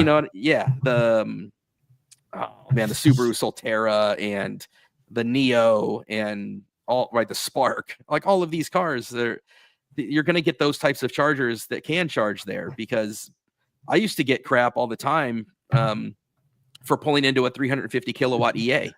And because the 150 won't do it, you can't get your boost. You can't, they would say, oh, the Lightning is only rated to charge 150. Why are you at a 350? because that's the only way you can get the actual full charge curve out of a Lightning. So I don't like the idea of. I just think it takes away all of the potential for excellence though, and to Chris, be a leader. You had that same problem with a diesel truck. I know you said you haven't driven one. I've had many Super Duty diesels, and I pull into a truck, a fuel stop. You know where I go? The big rigs with the big nozzle, because I want to put the fuel in faster. And they don't say anything. I mean, we all have the right to be there just like anybody else. You know, they can throw a fit and whatever, but they chose to.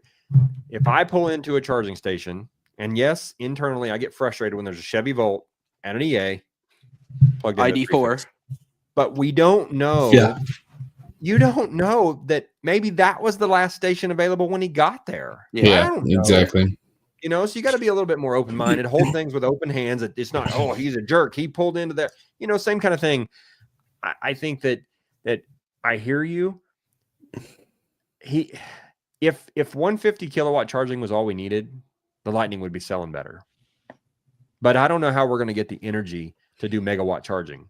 It's going to take 700 of megawatt chargers to dump enough energy into these to go very fast.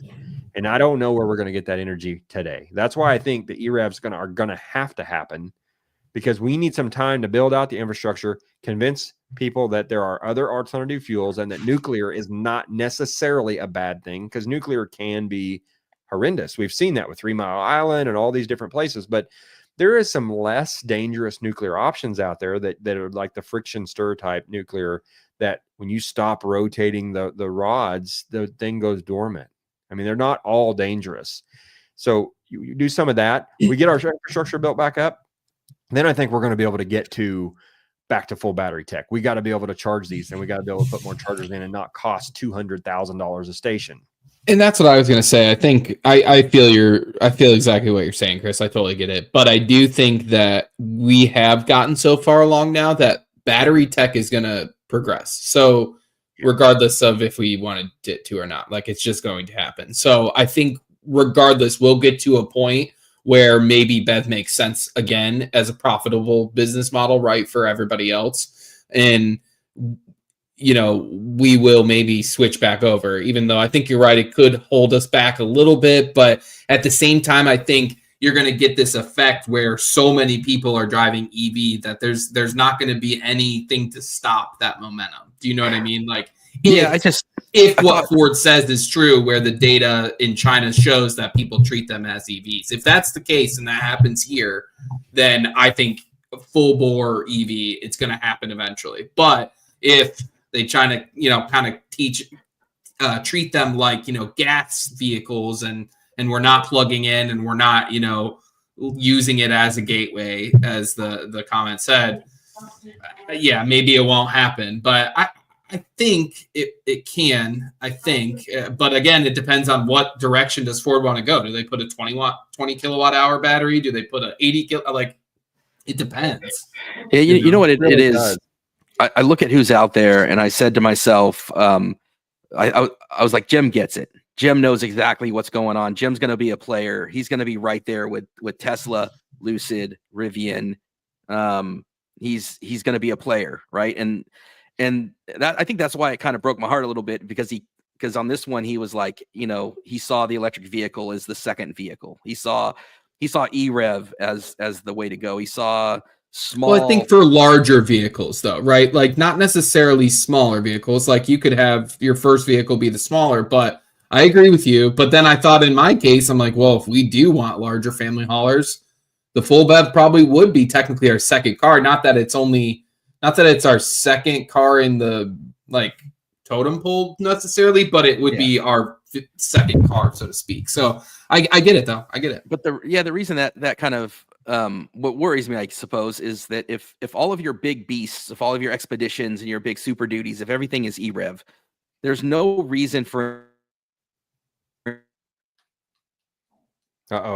We lost you, Chris. Oh, you're kind of cutting in there. I don't know.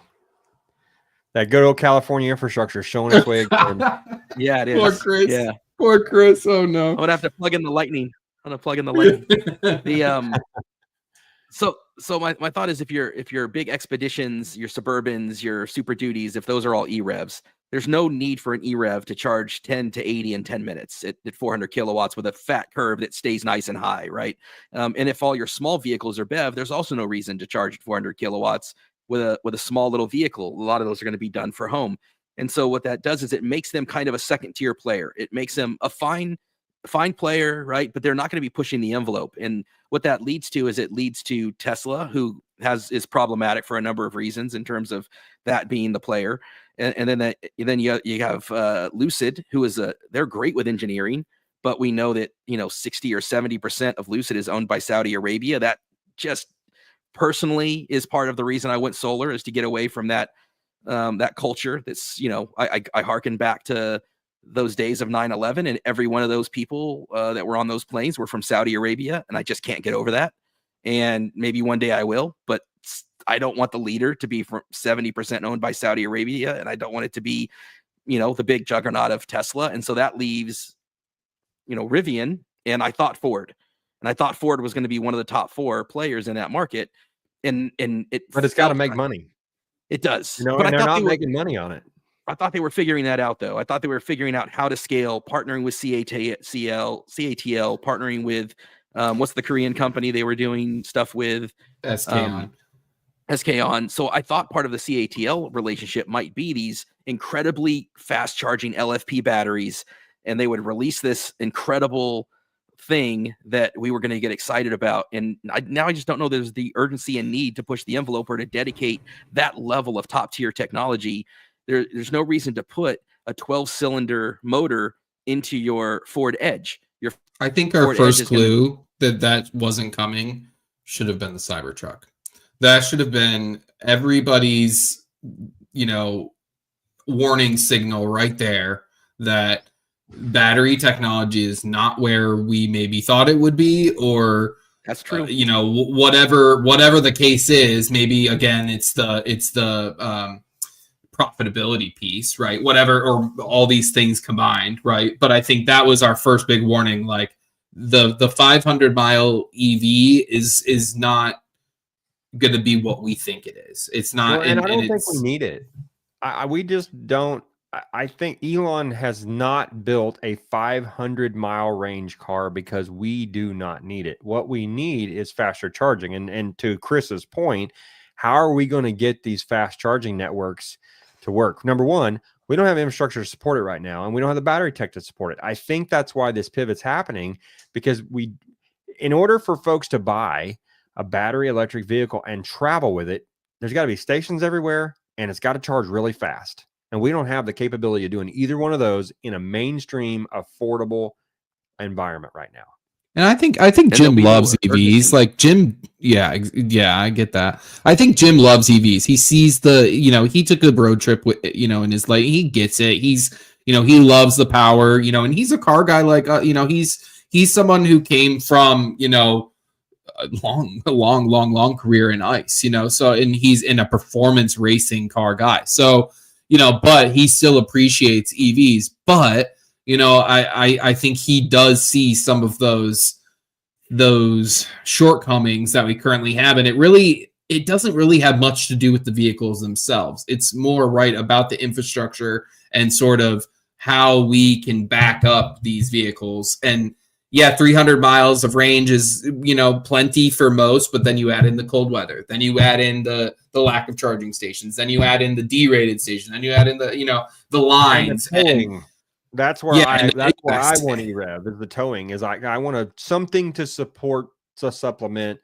I don't need more than Lightning has right now day to day. It's actually too much. That's why I'm not high on the GMC Sierra. They're going 208 kilowatt, maybe 212 usable or something. And the weight. I mean, Jim said we do not want to make vehicles. Yeah, and Jim's like, we do not want to make 200 kilowatt hour vehicles, period. And I'm telling you, Doug Field has said from day one since he came to Ford, we will not make 200 kilowatt hour vehicles. And that was sort of Elon's the same way. You don't need that kind of range, but that Silverado is a 1.7, 1.8 mile per kilowatt hour typical highway average truck. It's so big and so heavy. Yep. Why not just buy a Duramax? Yeah. They're cheaper. if or that's what you're silver. buying it for, yeah. If you're buying it to tow all the time, and and they put the tow charging port on the back, so that makes no sense for something that wants to tow. Like, come on, guys.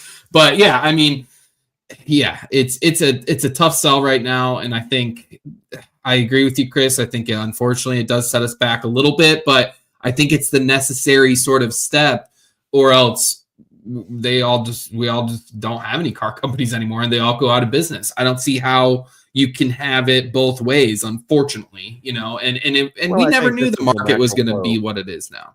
Like you said, that they're not going to let that happen, though, Jason. No. The natural flow of businesses, as things don't happen, we'll make adjustments, and this is what they're doing. They're making an adjustment for the 17 F-150s that are selling for our one Lightning. I think that needs to be 50-50, and I think if you have an F-150 5-liter gas sitting right next to an EREV, and the customer doesn't have to sacrifice what they want to get one of the two, or we have a Lightning over here, or an F-150 full battery for the guys that, you don't want to pay for fuel. Chris, you don't want to pay for fuel. You're generating your own fuel. So I think they need to have that option, but it's going to have to be something that's, honestly, I'm gonna have to pay for it. That's the deal. I gotta pay the. You are, but if your truck was 50 kilowatt and could do 100 miles, that would cover most of what you do. It may be 50 kilowatt by the time I'm done with battery degradation and get 10 years down the road. No. We're gonna put an extended watt pack in your truck one of these days if you keep it anyway. So you guys crack me up. Once I get in my warranty, we'll talk about that. That might be an upcoming episode. I know that I would like to kind of preface that maybe the next week or two. We're coming up here on just a little over 2 hours. Not coming up on, we've surpassed 2 hours. Well, that's where you have Patrick. Have Patrick on. Patrick has done a lot of this, and I'm feeling like I'm cutting edge, but every time I talk to Patrick, I still feel like I don't know what I'm doing, because number one, the guy's an electrical genius as far as that stuff, and he's taken a standard range Lightning, made it an extended range, and then put 150,000 miles on it, so, and traded it in, and now owns a Silverado 4WT, and has not been happy with it. The truck's been in the shop more than it's been in his possession, and for the first time this week talking to him, he was impressed. They had a new software update on the 4WT, and he charged at 390 kilowatts on that truck on a ChargePoint 400 kilowatt charger. And it held that for 8 minutes, and then it dropped to like 320 for a long time. And so he said, for the first time, I'm really impressed with this truck. But the GOM is so messed up. The software doesn't work right. He's ready to go back to a Lightning. And that just proves that you don't have to have that huge battery and all this complication. I think that's going to be the problem with these big, huge battery trucks. It's just so much power, so much movement, and we don't have the experience to be able to handle that yet. Yeah, that sounds nice though, man. To be able to go 400 plus miles and charge at 300 kilowatts. I mean, still 45-minute stop, but that's why I think the generator's easier, especially if you can get a small frame, small deal, and be able to. He'll talk about this a little bit, I'm hoping, but they took a Ford Transit, E-Transit, and put like a 3,500 watt generator on the back with a Tesla inverter. And it went from 2 miles per kilowatt hour to 3 miles per kilowatt hour out of that Transit. So he got 33% more range out of the Transit by hanging a small generator on the back. And so now that he's done that, and the E-Transit's battery and BMS system didn't freak out, that drives me even more, because I actually have an 80 amp Tesla inverter here on a car it's a spare car that I'm going to pull off. We're going to try to prove out this concept on the Lightning. We don't think the BMS is going to freak out, because we're going to tie it back into the same circuit that the onboard charger would charge your truck from the AC charging. Mm-hmm. So that's going to be an interesting topic, but I'd like to get Patrick on to visit more about that and what he knows about this. He owns personally a Mach-E. They have an ID4.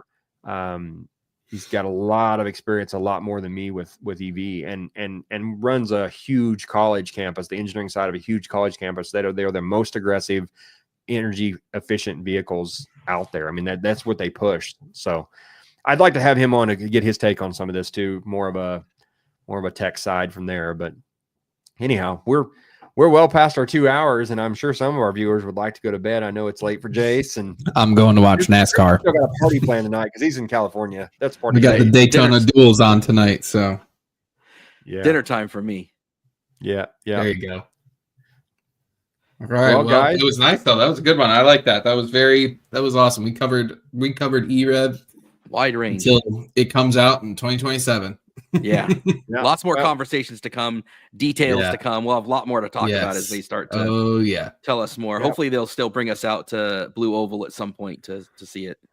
So all you Yeah. viewers, keep following Martin Rebuilds, Chris Bow Family EV, and stay. You know, if you haven't, some of the stuff we referenced tonight, that Turn Down for What podcast, follow that. That's going to be a lot of your good news, new stuff. A little more broad, a little more high level than the stuff that we're talking about. We try to keep this one down really to specifics, but yeah, keep following. There'll be a lot more stuff coming, guys. Thanks everyone for joining, and everybody have a good night. See you next time. Have a good night.